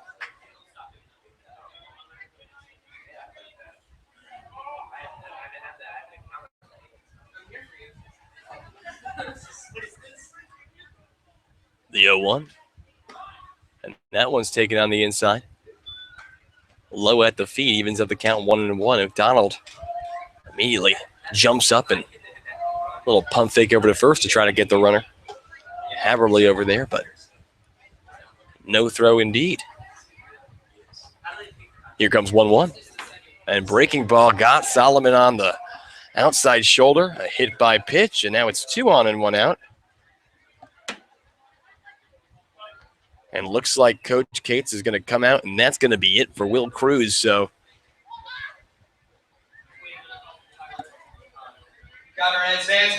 we're going to take a break for the pitching change. Bottom of the 4th inning, the Scouts trail the Copperheads by a score of 5-2. Don't go anywhere. We'll be right back. You are listening to the Xenia Scouts Radio Network.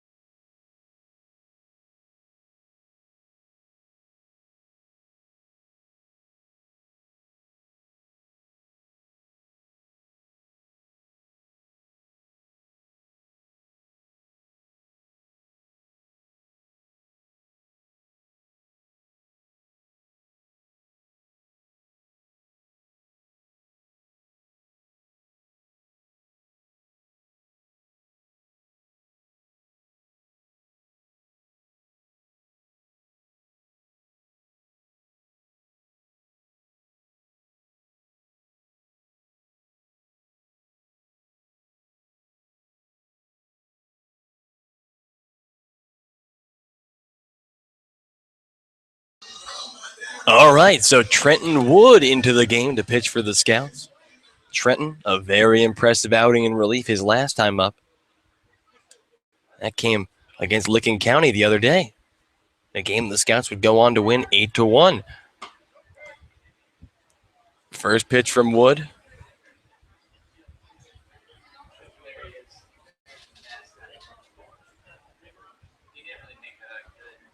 Couldn't really tell what the umpire even said there. Runners at first and second and 1 out. The pitch. That one finds the zone. Wood from Mount Vernon Nazarene University here in the great state of Ohio.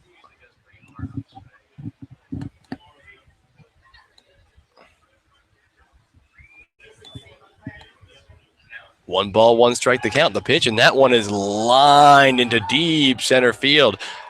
But chasing into right center and getting it is going to be Jeremy Barth. The throw over to first to try to get Lee Solomon was off the mark and made Wolf chase back into foul territory to grab it, and using that to his advantage and tagging up and going to third is going to be Evan Haberly. So now it's runners at first and third and 2 outs. Evan Haberly at third. Lee Solomon at first. And now it's going to be Hunter Walsh to the plate. Walsh, he's 1 for 2 today with an RBI. RBI single back in the first, and he struck out swinging, the only strikeout victim of Will Cruz on the day.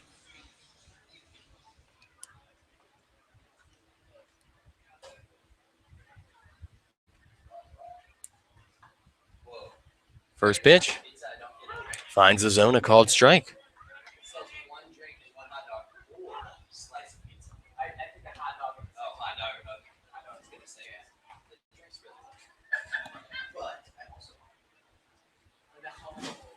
Three hits for the Copperheads here in this fourth inning and 1 hit by pitch. They've already scored 2. Trenton Wood called in to try to limit the damage here as the Scouts trail the Copperheads 5-2. Nothing in 1 the count here against the University of North Dakota's Hunter Walsh. At North Dakota this year, he hit .258, 10 RBIs, a couple of home runs. And Solomon tries to go, the throw back, but he got there, and then the run comes home.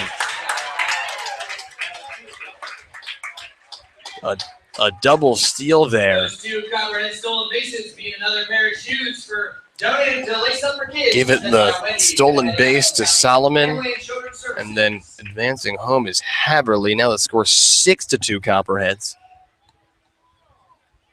And no one covering the bag there is Solomon, who should have just been dead in the water. Takes advantage of lack of communication on the infield. So they count 0-1 now and a runner at second. Another big swing and a miss there from Hunter Walsh. That run's going to be charged to Will Cruz. And Solomon also going to be charged to Will Cruz. Solomon taking a lead at second. 0-2 the count here with 2 down. The bottom of the fourth inning.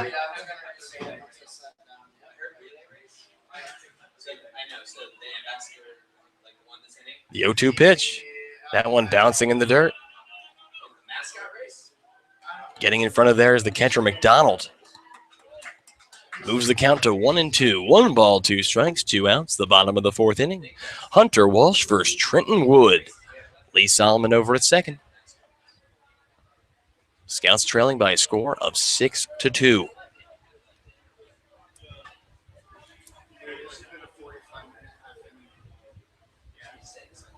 The 1-2 pitch.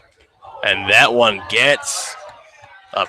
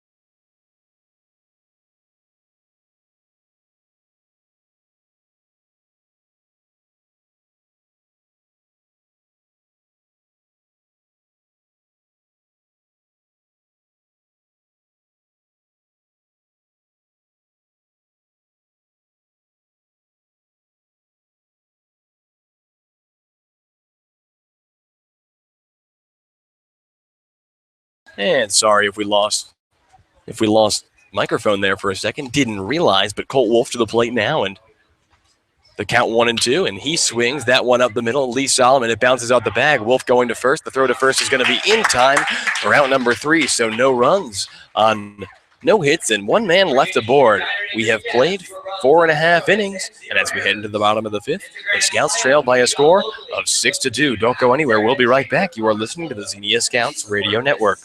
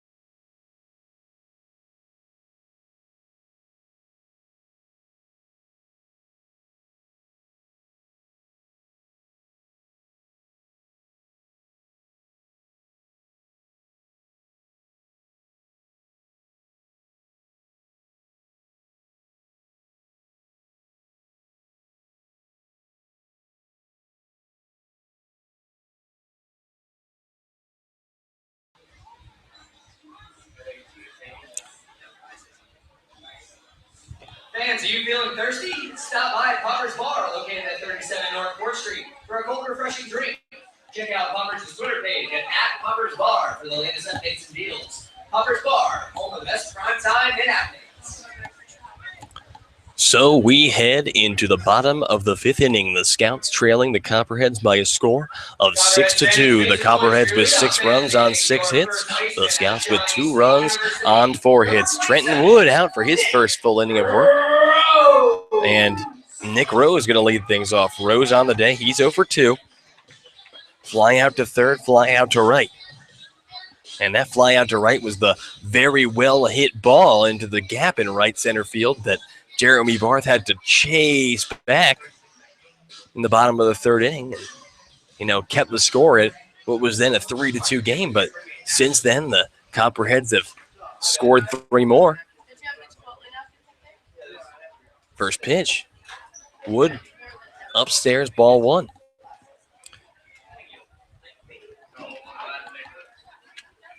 The Copperheads scored 2 in the 1st, 1 in the 3rd, and 3 in the 4th. 1-0. That one finds the zone, a called strike. Evens the count up, 1 ball, 1 strike.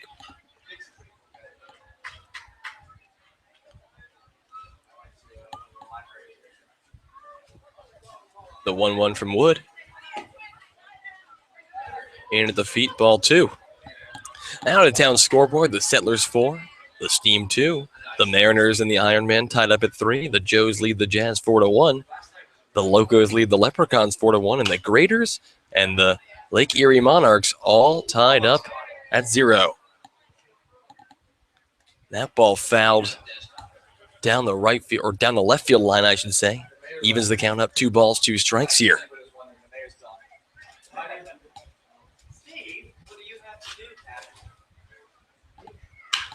And Rose rips that one into deep center field, a base hit. Chasing back is the left fielder, Jacob Chrysler. He's going to throw over to third. Nick Rose standing at second with a double, and a leadoff double for the Southern Ohio Copperheads, their 7th hit of the ball game. Now stepping to the plate for the Copperheads, your left fielder out of Ohio University, number 37, Connor McMahon. So now Connor McMahon to the plate. McMahon, a couple of ground outs to third in his 2 at-bats. McMahon actually made the first out of the 4th inning. McMahon, a guy who did not play with the Ohio Bobcats this year.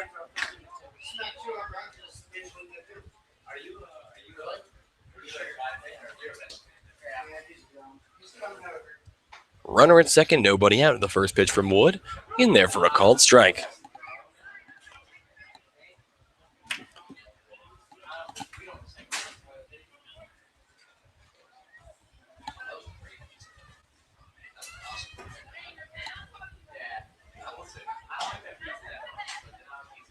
0-1. The pitch. Low. Evens the count, 1-1. The Scouts and the Copperheads, nearly identical records. Copperheads having played one more game. They didn't have a rain out last Friday when the Scouts and the Cincinnati Steam were rained out, but 5-6 record for the Scouts, 5-7 record for the Copperheads. So the Copperheads with a 5.5 games out of first, and the Scouts with 5. So the winner of this game holds first place, or third place, I should say, in the Southern Division of the Great Lakes Collegiate Baseball League. Given that how early in the season is, not that much on the line, but nonetheless. 1-1 pitch, and that one's ripped into right field. Jeremy Barth sees it, under it, makes the grab, not tagging. Is going to be Nick Rose, who witnesses the arm of Jeremy Barth, realizing that he does not have much of a shot. Regardless, that is out number 1. Now Devin Garcia going to come to the plate with a runner at second and 1 down. Garcia having himself quite a day. He came into this game batting at a 216 mark. He'll get that up, a couple doubles to start the day, 2 for 2, and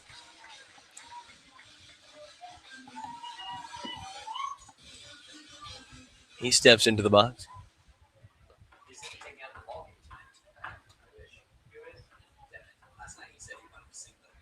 First pitch to Garcia, and that one is ripped to the shortstop. Aaron Valance throws over to first in time, out number 2. So 2 down here in the bottom of the 5th inning. Scouts trailing by a score of 6-2, and now it's going to be the 9-hitter Colin Fantasky, the right fielder. For your right fielder out of Mercyhurst, number 14, Colin Fantasky. Fantasky.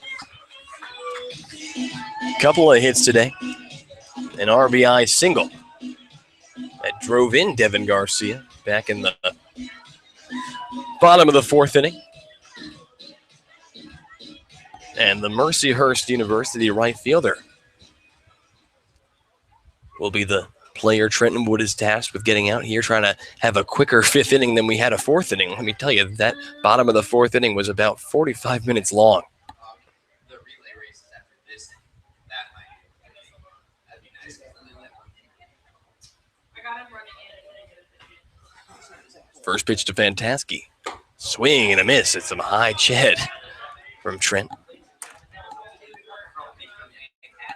Trenton Wood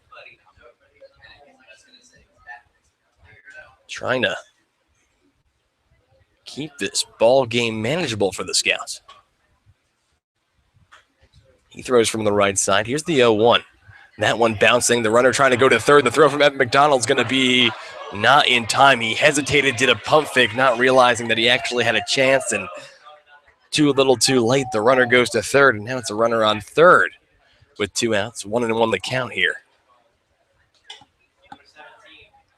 Yeah, I don't think McDonald realized that he actually did have a legitimate chance at getting Fantasky there. Not Fantasky, getting Rose there.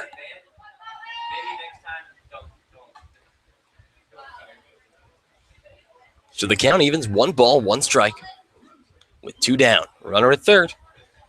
Wood. And McDonald's going to go out and have a word with Trent Wood.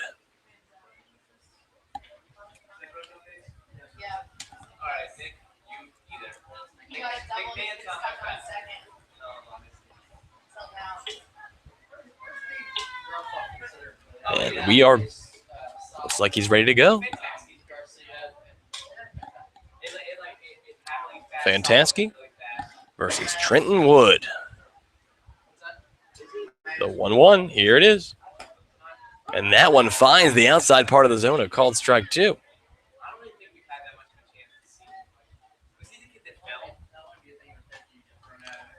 So Trenton Wood ahead in this count, 1 ball, 2 strikes.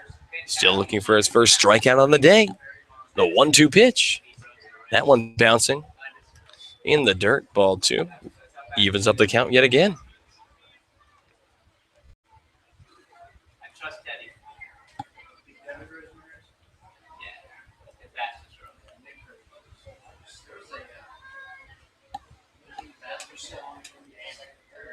Two pitch from Wood.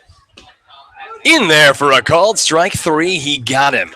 So no runs on 1 hit and 1 man left aboard. After 5, the Scouts trail the Southern Ohio Copperheads by a score of 6-2. Don't go anywhere. We will be right back. You are listening to the Xenia Scouts Radio Network.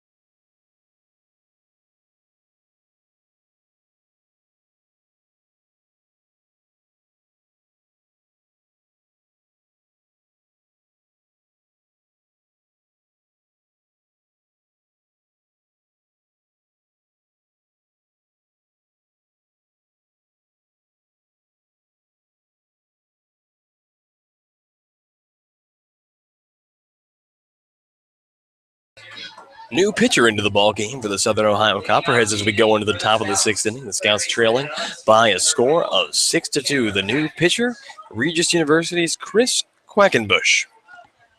First pitch to Chandler Atkins is popped on the infield third base side, and the third baseman makes the grab. And it looked like he actually didn't make the grab, but he did. Kind of had to look down in his glove. But regardless, mark it down as an F5. 1 up, 1 down for Quackenbush. Now he's going to face off against Evan McDonald. McDonald, he's 2 for 2 on the day. Or did he catch it? Are they saying he didn't catch it? He didn't catch it. Okay, I'm sleepy. Or maybe the umpire's sleepy. So a man on, not an F5. Wow, I'm sorry. I hate to make mistakes like that. But that first pitch is grounded to the third baseman. They're going to go to second for 1. The throw on to first for 2 will be in time. A double play there and a very close play over at first. And they got him. So 2 down, 6 for 3. And now Jacob Chrysler to the plate. Chrysler replaced Adrian Marquez, who got tossed in the bottom of the 4th after arguing balls and strikes. First pitch to Chrysler finds the zone. A called strike 1. Chrysler, a Mount Vernon guy, batting .333 on the season, but in very, very limited at-bats. He watches low and in. He was at the count 1-1. 2 down here in the top of the 6th. The Scouts trail the Copperheads by a score of 6-2. The 1-1 is ripped foul out of play, first base side. Moves the count to 1-2.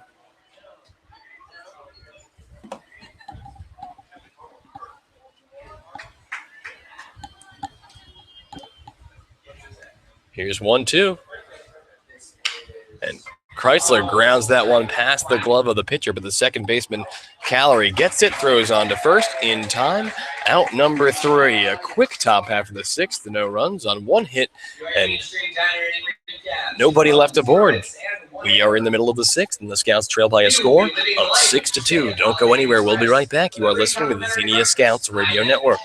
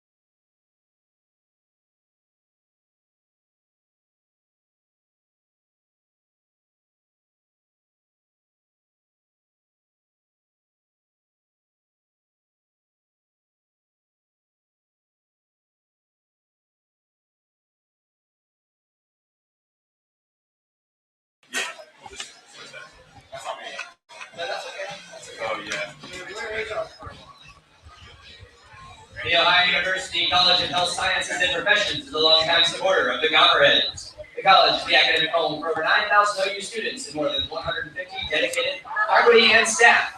The college offers outreach services to the community, including the physical therapy clinic, the speech and hearing clinic, the Wellworks Fitness Center, Artworks, and Atrium Cafe catering services. We go into the bottom of the 6th inning. Trenton Wood out to pitch again, and it's the top of the order for the Southern Ohio Copperheads with Evan Haberly. Haberly on the day, he's 2 for 3. He has scored twice, a couple singles and an RBI. He watches high ball 1. Haberly from Santa Clara. This year at Santa Clara, he hit 195, a double, a triple, and 1 RBI.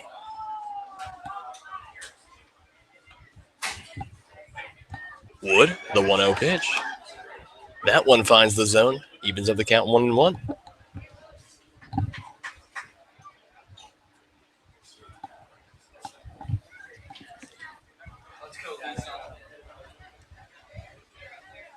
One pitch. It's a chopper to the shortstop, Aaron Valens, who gets it, throws over to first, just making the reach to grab it is the first baseman, Colt Wolf, out number 1.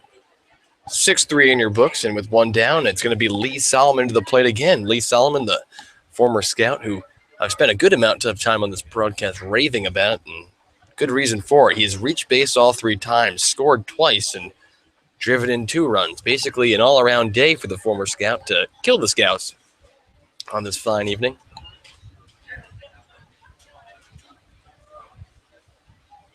So now Solomon to the plate. He walked his first time up, came around to score. A solo homer in the 3rd. And he was hit by pitch in the 4th. Extended that inning, and it was his double steal that ended up scoring the 6th run of this game.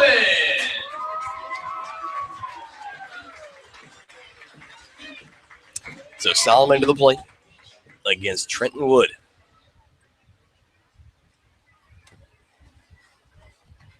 First pitch to Solomon. He launches low and away, ball 1.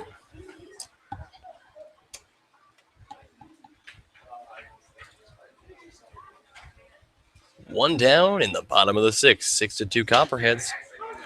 The 1-0 to Solomon finds the inside part of the zone, evens it up 1-1. The night has fallen here at Bob Wren Stadium. 9-10, and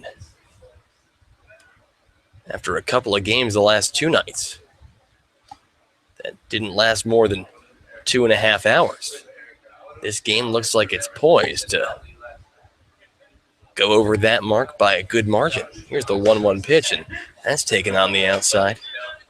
Falling behind in this count 2-1 is Trenton Wood.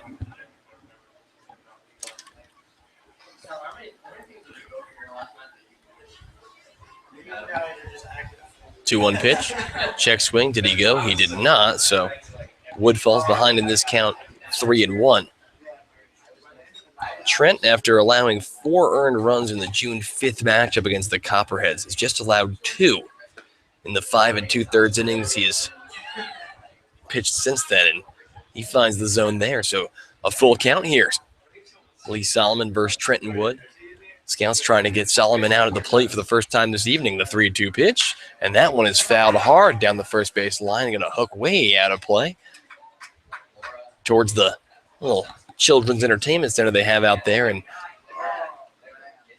on the right field side, it's got like a bouncy house and a slide. Looks like a good place to come out and enjoy a Saturday night. But we're going to do 3-2 again. Here it is. And that one is drilled into center field. Going back to center fielder Ryan O'Hearn.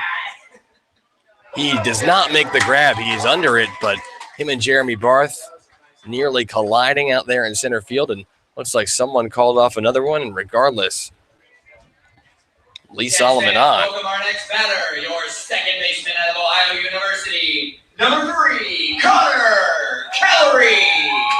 So the 3rd error in the day in the field for the Scouts. That one's going to be charged to Ryan O'Hearn in center, and now Connor Calorie to the plate with a man on and 1 out. Calorie on the day. He's 0 for 3, a couple of flyouts and a ground out. First pitch from Trent. And that one is drilled into left field.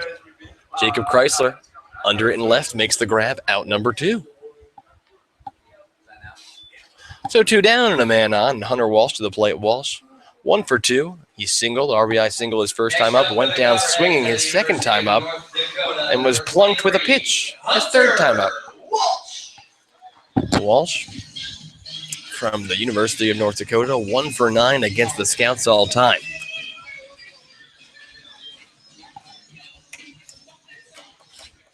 Picked up his 9th RBI of the day, or of the year today. First pitch, taking it on the inside, 1-0. Scouts will be back here tomorrow evening, 7:05 Eastern Standard Time for a Father's Day matinee. Make sure to tune in for that. The 1-0 pitch. That one comes on the inside again. Moves it to 2-0. Runner on first and 2 down in the bottom of the 6th. The Scouts trail 6-2 to the Southern Ohio Copperheads. Trenton Wood of Mount Vernon Nazarene facing off against Hunter Walsh from North Dakota. The 2-0 pitch, and that one's a sky-high pop-up on the infield. Colt Wolf chasing it. Makes the grab over his head, out number 3. So no runs on no hits and 1 man left aboard. We have played 6 innings of baseball here in Athens, Ohio, and the Scouts trail the Southern Ohio Copperheads by a score of 6-2. Don't go anywhere. We'll be right back. You are listening to the Xenia Scouts Radio Network. Please drink responsibly and use a designated driver. Responsibility.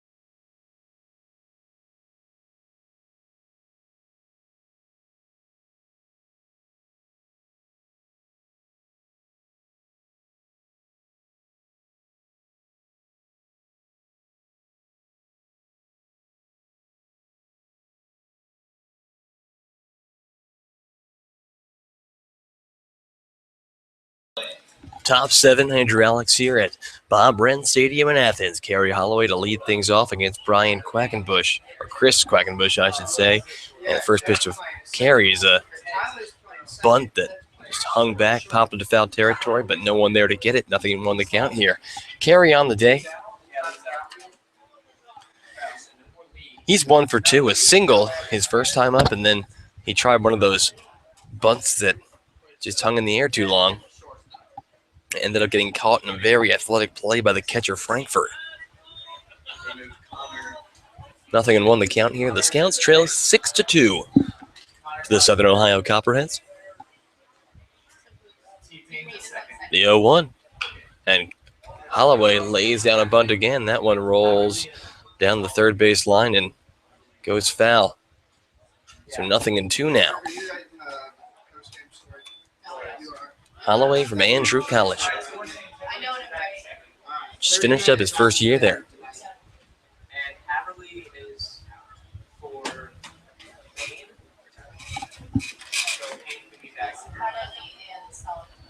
So he steps back into the box.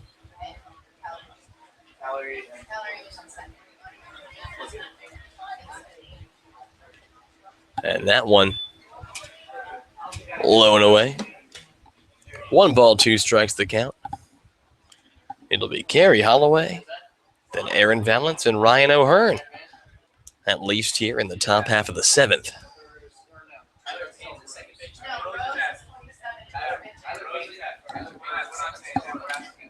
Jacob Chrysler subbing in for Adrian Marquez.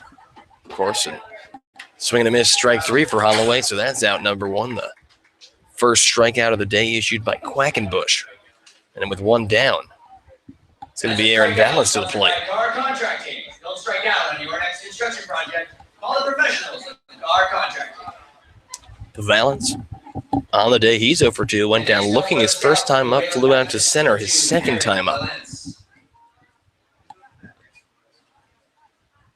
Payoff. And Valance trying for the bunt there, and that one fouled all the way to the roof of the press box. Nothing and 1 the count. AV. He was 1 for 3 against the Southern Ohio Copperheads in that opening weekend series. Still looking for his first hit of this second series right here. The Scouts trying to rally back. Valance takes on the outside. Evens the count up, 1-1 with 1 down. Here in the top of the 7th, Scouts trail 6-2. Quackenbush. The 1-1. That one misses. Moves the count to 2-1.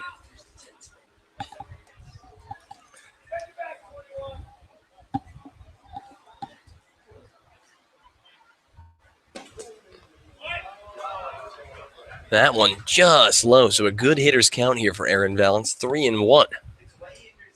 As he looks to get aboard and turn things over to the top of the order. The 3-1 pitch. And AV fouls that one back. The count goes full, 3 balls, 2 strikes with 1 out here in the top of the 2nd inning.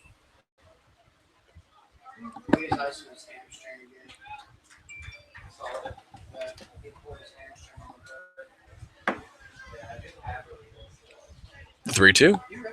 That one's low, ball 4. Aaron Valance is aboard with a 1-out walk, and now it's back to the top of the order, and Ryan O'Hearn. Ryan, he's 0 for 1 on the day. He struck out his first time up. A couple of walks as well. O'Hearn trying to preserve his 4-game hit streak. Be an unfair thing to say that if he were to walk again here as he takes a inside fastball for a called strike. And he had 1 at-bat, the first at-bat of the game. Since then, he's just walked a couple times. But a redemption opportunity here for Flying Ryan from Hillsdale College. Here's the 0-1. Taken upstairs. Evens it up.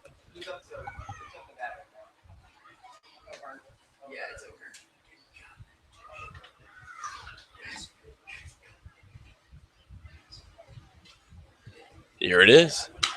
And Ryan pops a sky-high foul ball into foul ground. The catcher back to get it, and he cannot make the grab.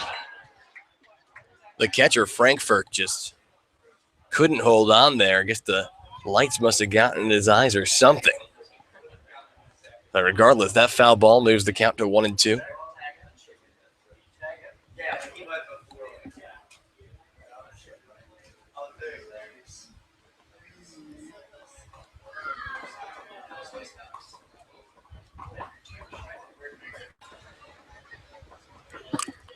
One and 2 the count. To O'Hearn, the pitch. And that one's on the inside. Evens it up, 2 balls, 2 strikes with 1 out here. The Scouts trail 6-2. On deck, Donald Ring, and then if it gets to it, Jeremy Barth. The runner goes, and that one's grounded up the middle to the second baseman. Callery is going to throw to first in time. Out number 1, Aaron Valance quickly goes from first to third. So a sacrifice of sorts. Next up for the Scouts out of Hillsdale College, number 18, Donald Ring.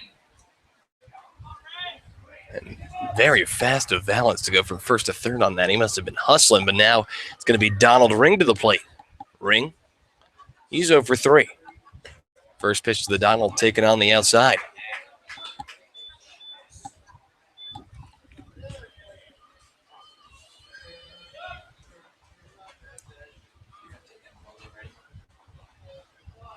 1-0.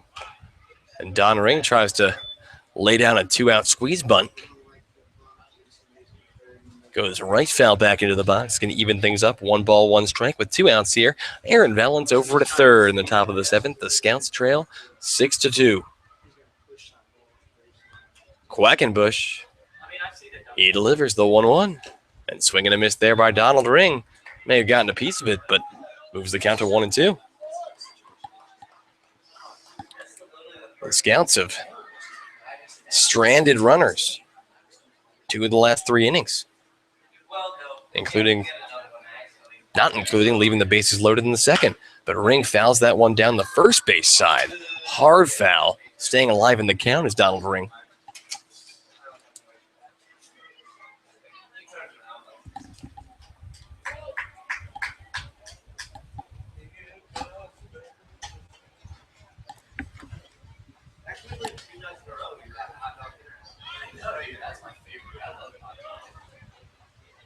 Ring, he awaits the 1-2. Here it comes. And swinging a miss, strike 3. So Donald Ring goes down swinging for the 3rd time today. And no runs, no hits, and 1 man left aboard. And we are in the middle of the 7th. The Scouts trail by a score of 6-2. Don't go anywhere. We'll be right back. You are listening to the Xenia Scouts Radio Network.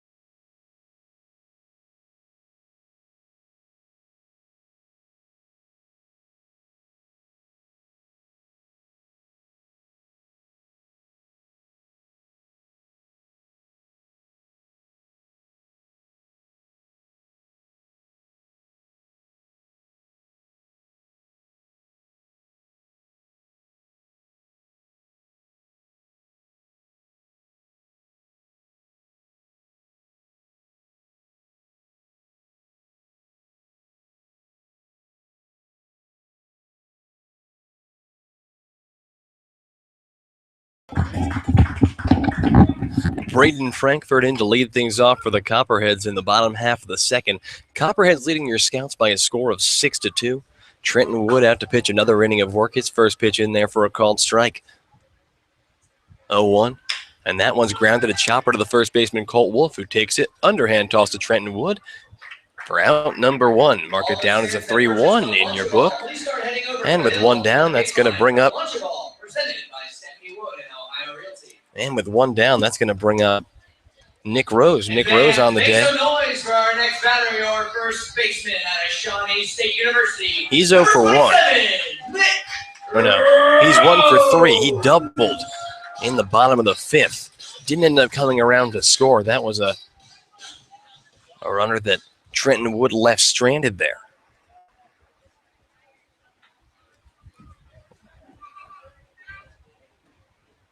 Payoff. Low and in. A close one. Missing ball 1.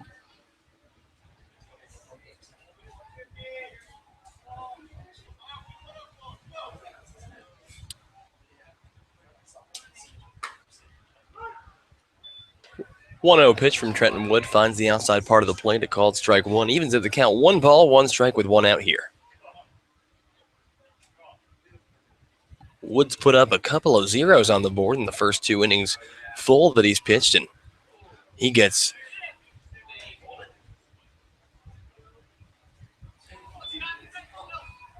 I don't really know how to describe that, but it looks like his body went all the way around, but I guess they say he still checked his swing, left his bat in the right spot, so the count 1 ball, 1 strike here.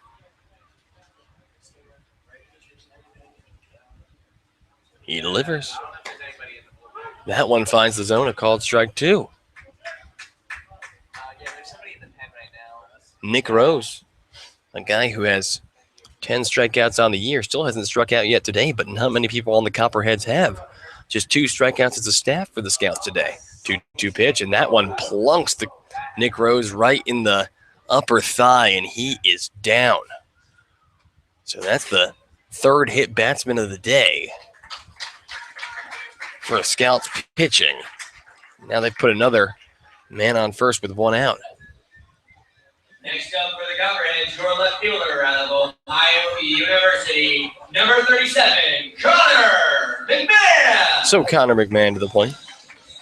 He's 0 for 3 on the day. A couple of groundouts to third and a fly out to right.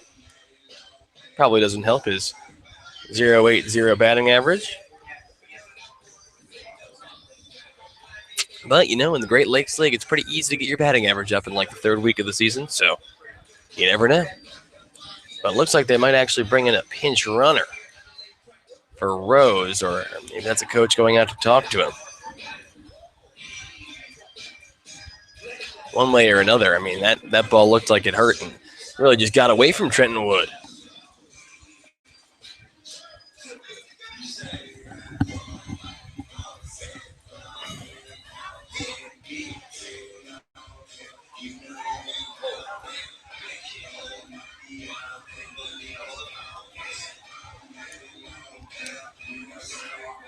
The score, 6-2 in favor of the Copperheads. And it looks like Copperheads coach is going to come back and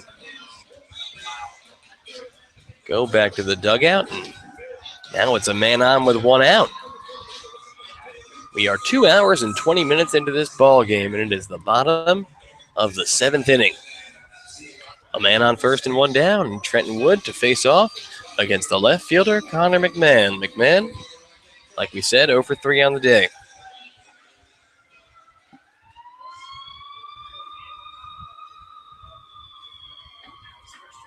First pitch from Trenton Wood. And that one is ripped up the middle, a base hit. So Connor McMahon, the guy with just a couple hits on the season, finally gets aboard. And now it's 2 on and 1 out. And the batter is going to be Devin Garcia. Garcia on the day, he's 2 for 3. Center fielder out of Ohio University, number 7, Devin Garcia. Hard to see the Scouts bullpen from here if anyone's going. You have to think that someone would be going. Because, you know, Will Cruz only lasted 1 1/3 innings. So since then, Trenton Wood has pitched 3 himself in relief, and I think he just pitched 2 days ago. So you don't know how long his arm's going to last.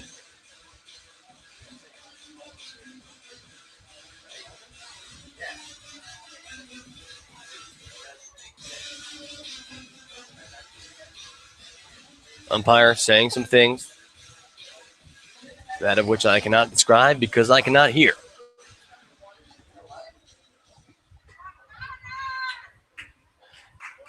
So Devin Rose, who is 2 for 3 on the day, couple of singles. He scored a run, stole a base as well. Comes to the plate with runners at first and second and 1 out here in the bottom of the 7th inning. The Scouts trailing these Copperheads by a score of 6-2. Wood, he looks back to second. He delivers. Swing and a miss there from Garcia. Garcia at Ohio University, he hit just 111 as a freshman.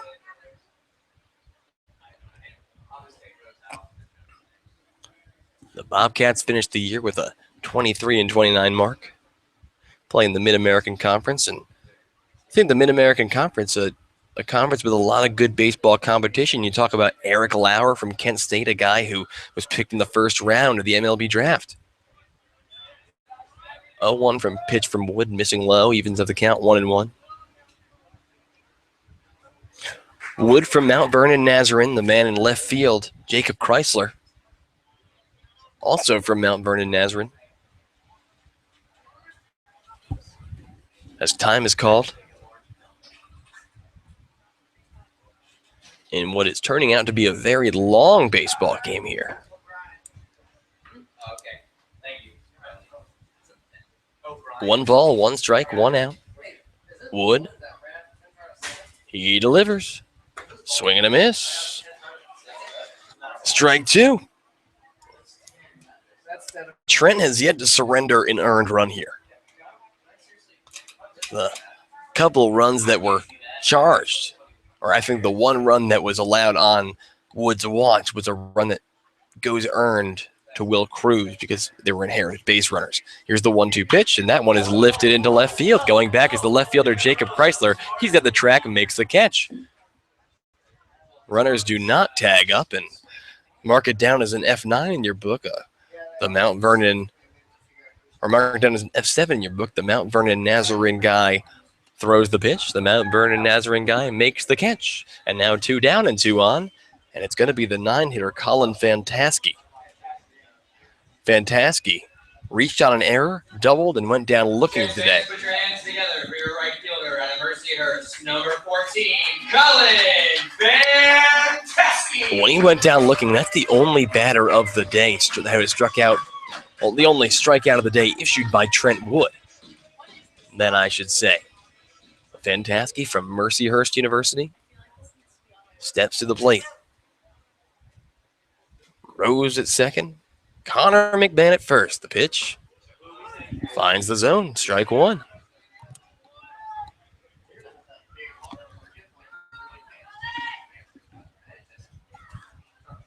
Two down in the bottom of the 7th inning.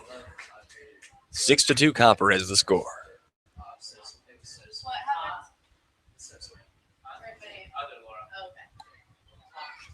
0-1, and that one's fouled over the dugout on the first base side. So Trent Wood ahead in the count 0-2.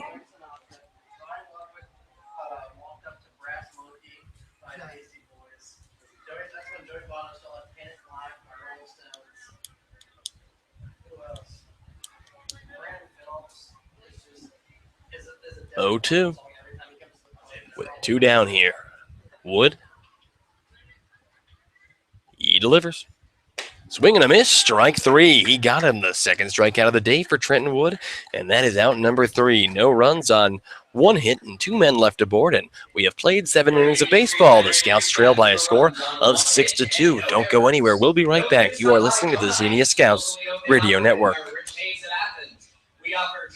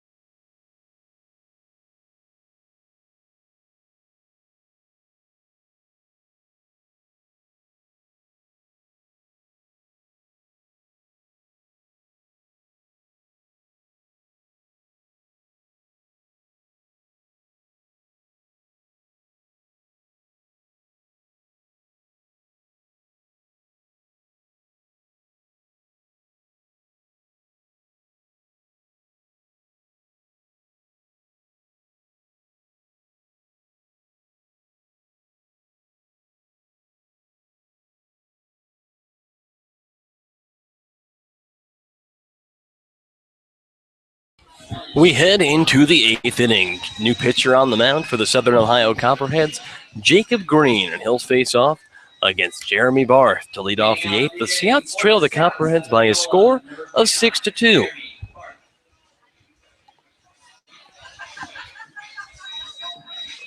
Jacob Green, a guy who we know the Scouts have seen before. He comes into the game with an ERA of 12.60. 5 innings pitched. He's allowed 9 hits, 8 runs, 7 of them earned. He has struck out 10, walking just 4. So he averages about 2 strikeouts per inning. Also allows an average 2 hits per inning. So the scouting report I can give you on that is, I don't know. First pitch from Green finds the zone. It calls strike 1. Jeremy Barth on the day. He's hit a home run. He is also struck out and grounded out.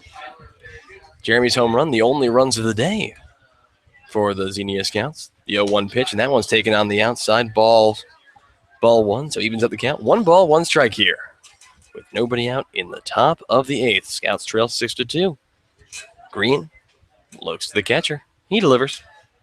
A big swing and a miss from Jeremy. See, last time Jeremy struck out, and it got the whole stadium free hot dogs.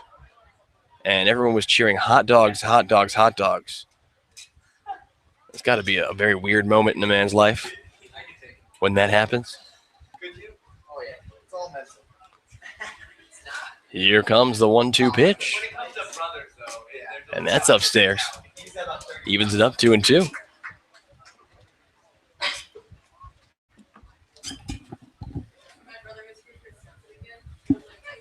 Green shakes off the catcher Frankfurt. He's got what he wants. The 2-2 pitch. And that one's taken on the outside. Ball 3. The count 3 balls, 2 strikes with nobody out. Barth, who came into this game batting .302 with 6 RBIs. 3-2 pitch. And that one's up and away. A leadoff walk for Jeremy Barth, and the Scouts have a man aboard. It's going to bring up Colt Wolf. Wolf, he's 0 for 3 on the day. Fly out, couple of flyouts and a ground out to third. It's Wolf and then Chandler Atkins, and if we can get to it, Evan McDonald. Barth's over at first. He takes a pretty big lead over there. The Scouts trailing 6-2, trying to come back here in the top of the 8th. First pitch to Wolf. That's on the inside, ball 1.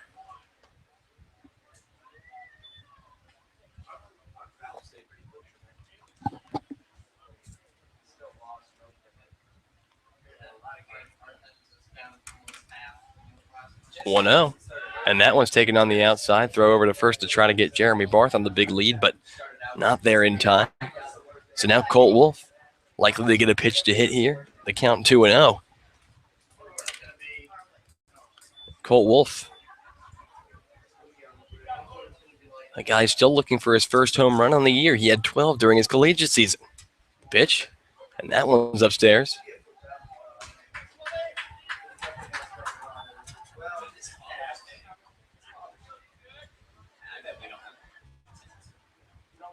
Wolf steps back in the box. Barth takes his lead over at first. Green, he delivers. And Wolf rips that one, but foul. Down the third base line. And that could have been extra bases.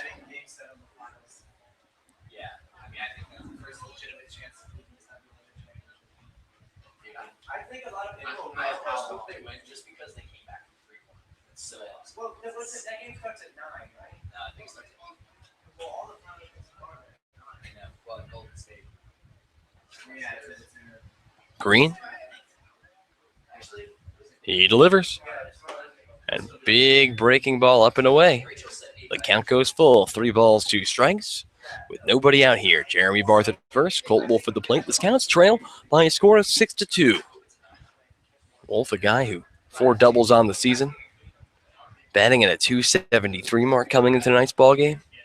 Still looking for his first hit tonight. Also took an 0 for 4 yesterday. Trying to break a little bit of a miniature slump here. He awaits the 3-2 pitch. Runner goes, and Colt Wolf lifts that into deep left field. Going back at the track, the wall. I don't see the ball. Wait. So I have a question for you guys. Is the foul pole like legit? Does that extend? Like, does that count? It's because it doesn't look like it's even with like where the line is. I mean, it could be an optical illusion, but yeah, okay. Regardless, Colt hit a moonshot foul ball, left field side, but it was a foul ball. 3-2 pitch again, and that one's taken upstairs, ball 4. So Colt Wolf takes a free 90 feet, and now runners at first and second, and the batter is going to be Chandler Atkins.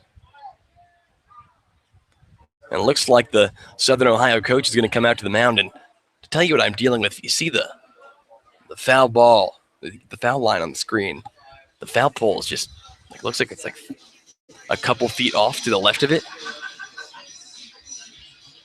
Like the foul line is, yeah, the pole's weird. I'll have to look into that before tomorrow's game. But regardless, runners at first and second. Nobody out.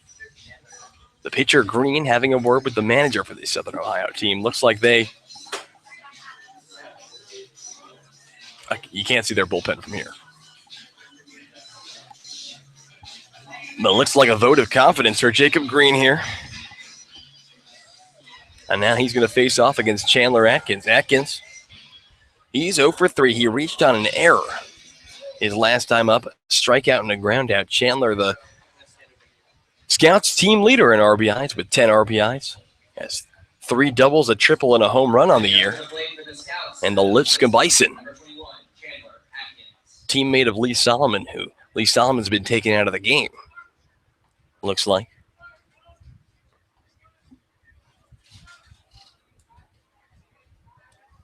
Payoff, and he shows bunt, pulls back, and the ball gets under the legs of the catcher, Frankfurt. Runners advance. Jeremy Barth the third, Colt Wolf to second, and now it's 2 runners in scoring position and nobody out. The tying run on deck. So the Scouts, who look to be a little bit dead in the water, are at least showing signs of life here in the top half of the 8th inning. The count 1-0 to Chandler Atkins.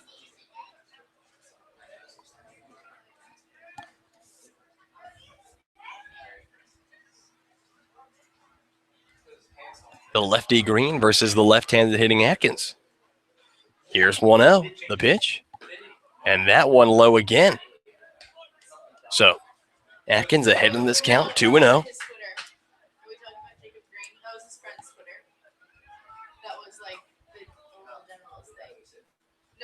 2-0 pitch, here it comes. And that one misses yet again.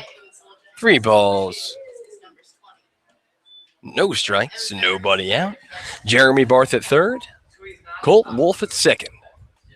And Atkins looking for a get me across pitch here. Evan McDonald stands in the on-deck circle, the 3-0.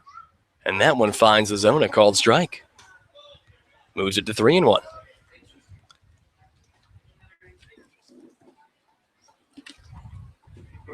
Atkins, 0 for his last 7. Now would be a phenomenal time to break that streak. Here's 3-1. And that one missing on the outside, ball 4. So Jacob Green has walked 3 straight Xenia Scouts. And now the base is loaded with nobody out, and the batter's going to be Evan McDonald. McDonald 2 for 3 on the day. He doubled back in the first, a single in the fourth, and he grounded into a double play back in the 6th. McDonald, the catcher from Fairleigh Dickinson University in Teaneck, New Jersey, right by the George Washington Bridge. That'll take you into the Big Apple. Green, the first pitch to McDonald. And that one plunks McDonald right in the thigh. He got hit by a pitch, so McDonald goes to first. Coming home is going to be Jeremy Barth, and the Scouts bring the lead to 6-3 with the go-ahead run coming to the plate and nobody out. And it looks like the Southern Ohio manager has had just about enough of Jacob Green. And he's going to come out and take the ball from him and make a change. But the Scouts with the bases loaded and nobody out. We're going to take a break here. Don't go anywhere. We'll be right back. You are listening to the Xenia Scouts Radio Network.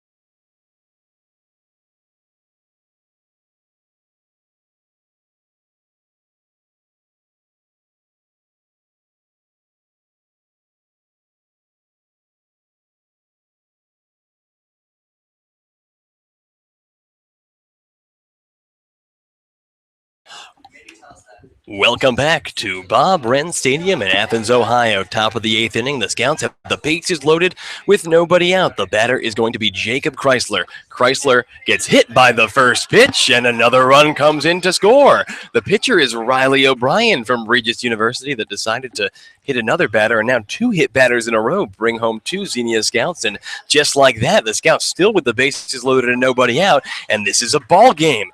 So Kerry Holloway to the plate. Jacob Chrysler at first. Evan McDonald at second. Chandler Atkins at third. Kerry, he's 1 for 3 today, facing off against the lefty. First pitch on the inside almost gets past the catcher, Frankfurt. 6-4 the score in favor of the Copperheads. The Scouts threatening here in the top half of the 8th. 1-0 the count. The pitch. That one finds the zone. A called strike. It has been quite a long night. We started this game nearly 3 hours ago. But plenty of intrigue and plenty of interest left in this game. Holloway awaits the 1-1. Here it comes. And that one comes in at the knees. And now I feel like I'm a paranoid person who's looking for every pitch to hit the batter, but the count moves 2 balls, 1 strike here on Holloway. 2-1. That one finds the zone. Evens the count, 2 balls, 2 strikes. Aaron Valance on deck. Ryan O'Hearn in the hole if it comes to it. The count, 2 balls, 2 strikes with nobody out. Holloway.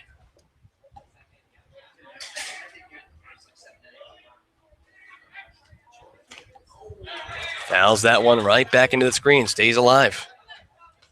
How did we get here? Jeremy Barth walked. Colt Wolf walked. Chandler Atkins walked. Evan McDonald got hit by a pitch. And Jacob Chrysler got hit by a pitch. So not a whole lot of swinging. But you take what you can get. A walk is just as good as a single sometimes. The 2-2 pitch. Here it comes. And Holloway hits that one to the third baseman who goes home for the 4th. The throw to first will be not in time. So mark it down as a fielder's choice. Atkins out at home for out number 1, but the base is loaded now with 1 out, and it's going to be Aaron Valance to the plate. Stepping up to the plate for the Scouts out of Wayland Baptist, number 2, Aaron Valance.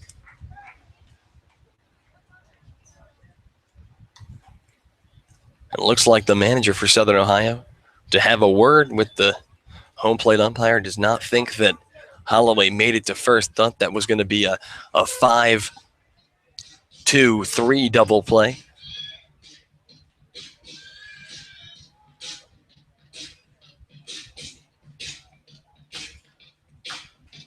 Thank you.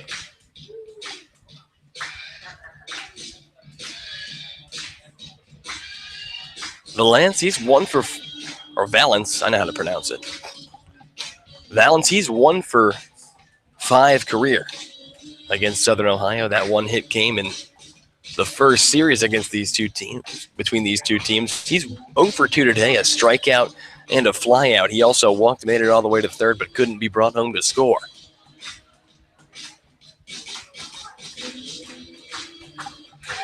But he faces off against the lefty Riley O'Brien. O'Brien, the big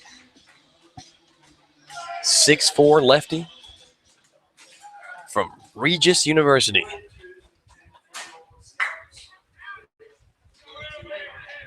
The first pitch to Valance. And that one inside in the dirt. And once again, a great job by the catcher to get in front of that one.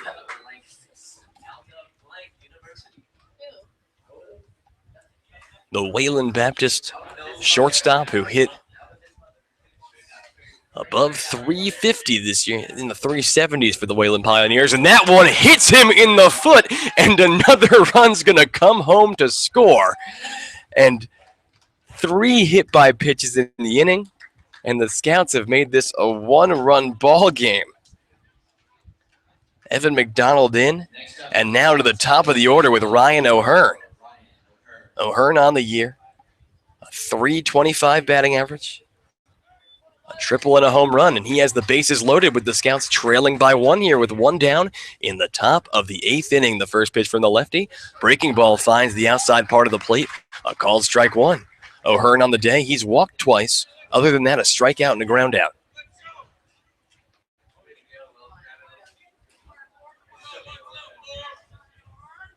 0-1. And that one gets past the catcher. They're coming home. The throw to the plate will be in time. He got him.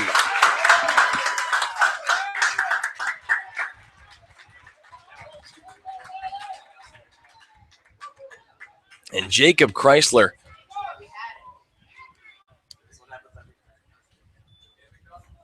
tries to come home on a passed ball, but good job by the pitcher, Riley O'Brien, to come cover the plate, and Chrysler was dead in the water by the time the catcher threw it back to him. So now it's runners on second and third and 2 outs. The count 1 ball, 1 strike. The pitch, and missing on the outside there. The count goes 2-1. The Scouts have put up 3 runs here in the top of the 8th inning. Have yet to get a hit. But the go-ahead run at second, the tying run at third here with 2 down. The pitch, breaking ball missing on the outside. The count goes 3 balls, 1 strike.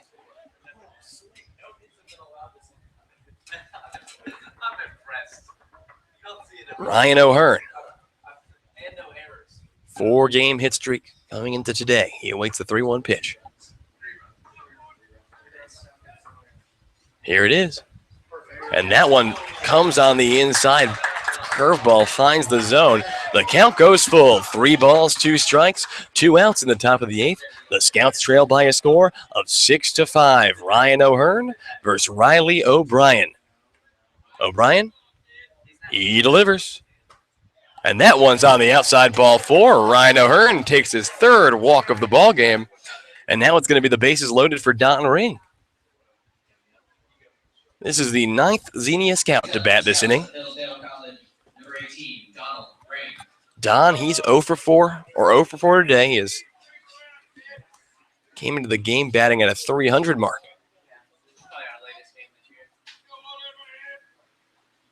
First pitch to Donald Ring. Breaking ball finds the outside part of the plate. Strike 1.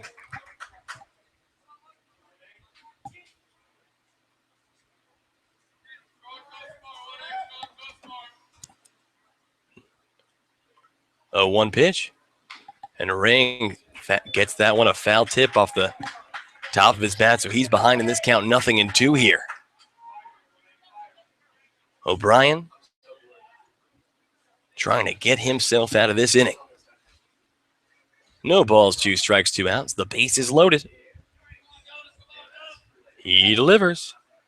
And that one is ripped past the glove of the second baseman and into right field. Coming home to score, Kerry Holloway. The throw to the plate will be not in time. The Scouts take a 7-6 lead off the bat of Donald Ring. I'm sorry if that hurt your ears, folks.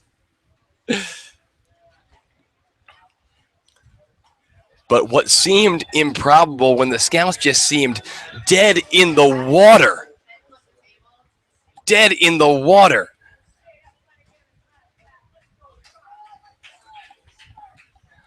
Donald Ring. You know, redemption's a beautiful thing. And, you know, you can have 3 strikeouts in a game, but you give your team a chance to win, and it's a beautiful thing. The Donald making a great deal there, hitting that pitch into center field. But now it's Jeremy Barth to the plate with runners at first and second. The Scouts have taken the lead. 7-6 here.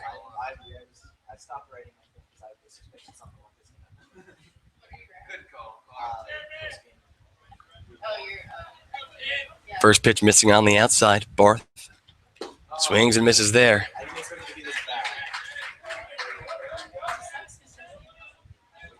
Evens up the count. 1 ball, 1 strike.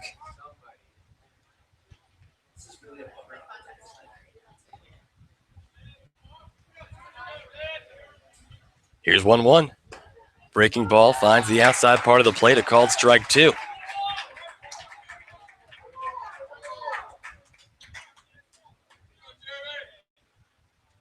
Barth has already homered today.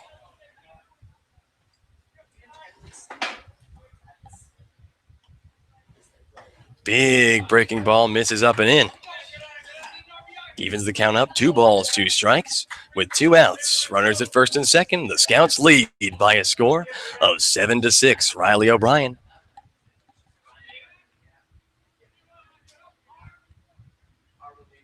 Two, and Barth just gets a piece of that one.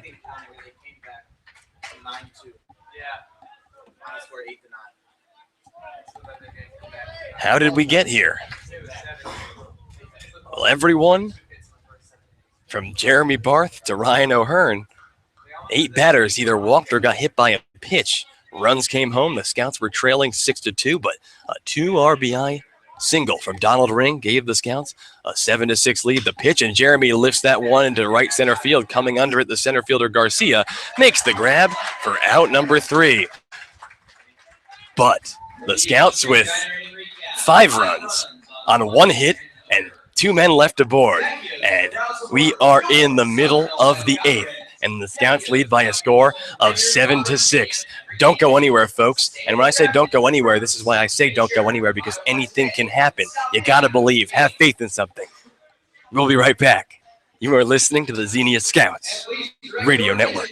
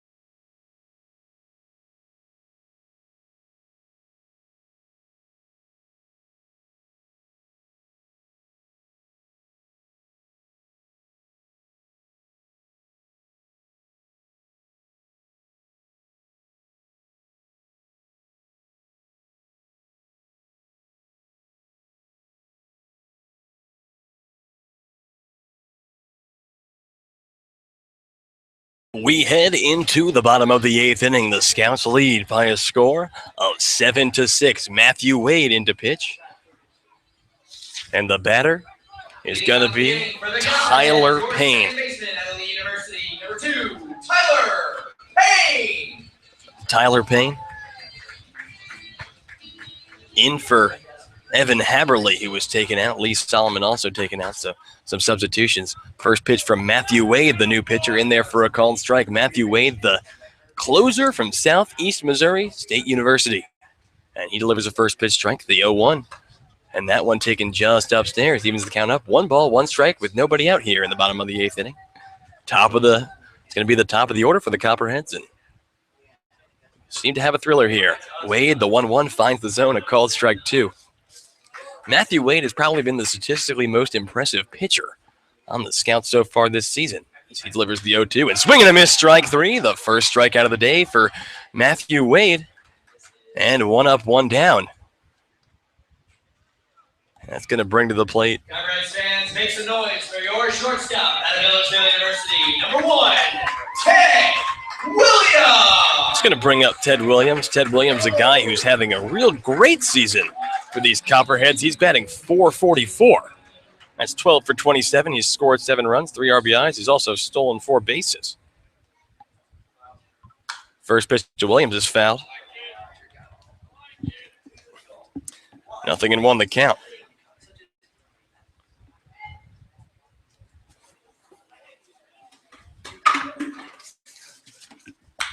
And he hits a slow rolling grounder. Throw to first will be in time. That was from the shortstop, Aaron Valance. 2 up, 2 down. And with 2 down, the batter is going to be Connor Callery. Callery, he's 0 for 4 on the day. And next up for the Copperheads, out of Ohio University, number 3, Connor Callery.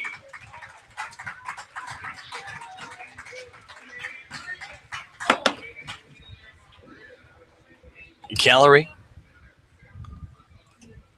3 flyouts and a ground out. He rips the first pitch into left field, a base hit.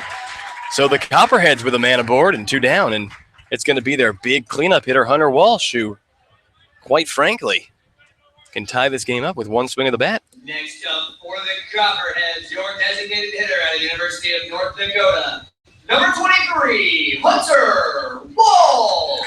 Wade's stats coming into the game, though, I was a little slow to pull these up. He's appeared in 3 games. He's pitched 6 innings, allowing 1 hit until that 1 hit. 1 hit, 1 run. It was earned. Walked 1. He's struck out 9 now with that most recent strikeout. But now he's going to face off against the North Dakota designated hitter, Hunter Walsh. 2 down here, runner at first. Evan McDonald's going to come out and have a word with his pitcher, Matthew Wade. Just the second hit, like I said, second hit of the year given up by Wade. A guy who was supposed to actually come play for the Scouts last year, but couldn't make it because of injury. But everything comes full circle, and he has the opportunity to come out to the Scouts this year. He actually wasn't on the team during that first Southern Ohio series because his Southeast Missouri State Redhawks were playing in the NCAA Regionals. So first pitch to Hunter Walsh, and that's a big swing and a miss there from Walsh. Walsh, he has 10 strikeouts on the season.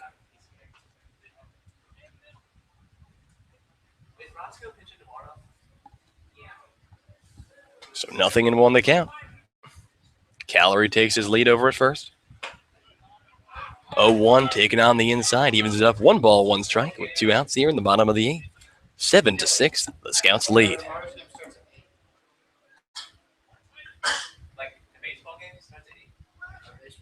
Wade looks to McDonald. He delivers. That one's in the dirt, and the runner's going to try to advance. Evan McDonald throw over to second.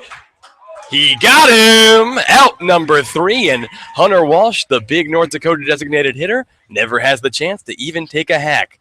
Evan McDonald rockets it over to Kerry Holloway at second and gets Connor Calorie dead in the water.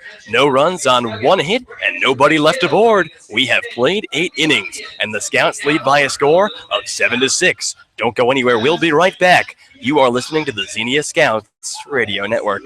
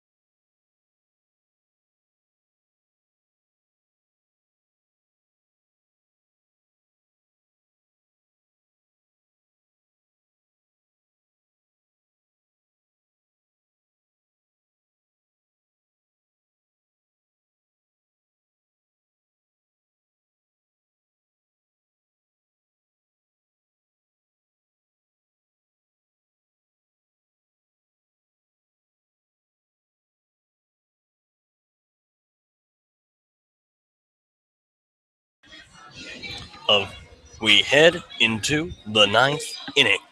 Andrew Alix here at Bob Wren Stadium in Athens, Ohio. The Scouts making a big-time comeback. They headed into the top of the 8th, trailing 6-2. They put up a 5 spot, and now they lead by a score of 7-6. But they're trying to hold that lead. We're in the 9th, and they're going to get one more try at the plate here. And Colt Wolf's at the plate. He swings and misses at the first pitch. 0-1 the count. And he waves at the second pitch. The pitcher is Luke Hansen from North Dakota. Very, very tall right-handed pitcher. And he gets Colt Wolf 3 pitches, 3 swinging strikes, 1 out. So now it's going to be Chandler Atkins to the plate.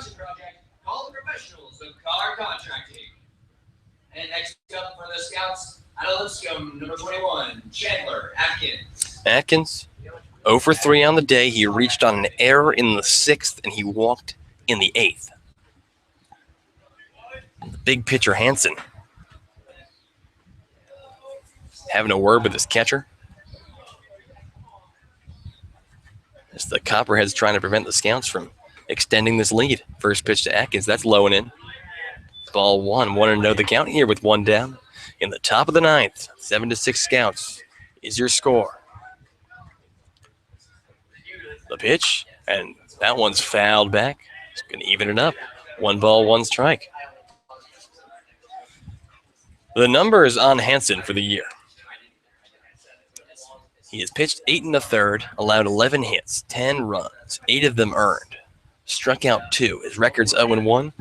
That puts him at an 8.64 ERA. Count moves 2 balls, 1 strike here.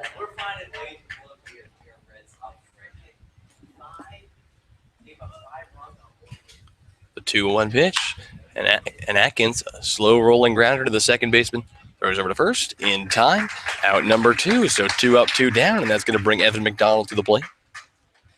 Stepping up to the plate for the Scouts out of Fairleigh Dickinson, number 17, Evan McDonald.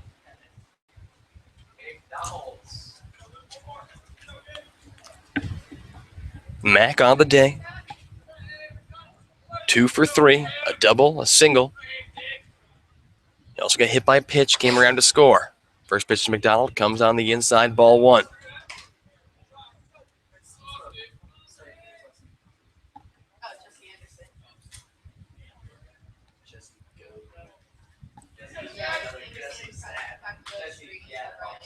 McDonald awaits the 1-0 from Hansen. Pitch, and that one bounces like a couple feet before the mound and moves the count to 2-0. Hansen, one of a couple of North Dakota guys from this team. And North Dakota is a faraway state. The 2-0 pitch. And that one plucks McDonald right in the back. And now that it's probably the most hit by pitches I've seen between 2 teams in one game ever. Outside of maybe third grade baseball where they have absolutely no control. But that is the 4th Scout to get hit by a pitch. And before you freak out and think that it's a one-sided thing, the Scouts have hit 3. Yeah, so there's 7 hit by pitches between 2 teams in one game. That's sort of absurd. That ball finds the zone, a called strike. Evan McDonald over at first. Chrysler at the plate, and the runner goes. Throw over to second to try to get him will be not in time. Evan McDonald steals a base before the pitch, and kind of absurd. But called a stolen base for Mac, and he's not going to get many of those. Or maybe he will, I don't know. He once told me that he runs like a gazelle. So maybe that's just an allusion to his favorite movie, The Lion King. So McDonald at second, the 0-1 to Chrysler, and that's a high chopper coming in, the third baseman. That one's dying in the dirt. Chrysler's over at first, safe, an infield single for Jacob Chrysler. And now Kerry Holloway is going to come to the plate with runners at the corners and 2 down. And the Scouts with the opportunity to extend their lead here. Holloway, 1 for 4 on the day. Number 3, Kerry Holloway. Grounded into a fielder's choice his last time up.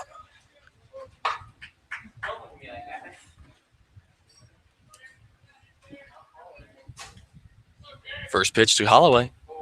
That one finds the zone, a called strike. Looked a little bit low, but nothing in 1 the count. Chrysler at first. Evan McDonald at third. The 0-1 pitch. And that one finds the inside part of the plate, a called strike 2. So Kerry falling behind in this count, nothing in 2. With 2 down here in the top of the 9th inning, the Scouts lead by a score of 7-6, looking to extend upon it. He steps back in the box. Offset stand, he bats from the right side. The runner McDonald Carey taking low and away on the outside. Moves the count to 1 ball, 2 strikes. Of course, the pitcher Hansen not going to give anything to hit to Holloway there. On 0-2 with the runner in scoring position, trying to get a hold. The runner Chrysler, he goes. And Holloway grounds that one up the middle, but the second baseman there to grab it.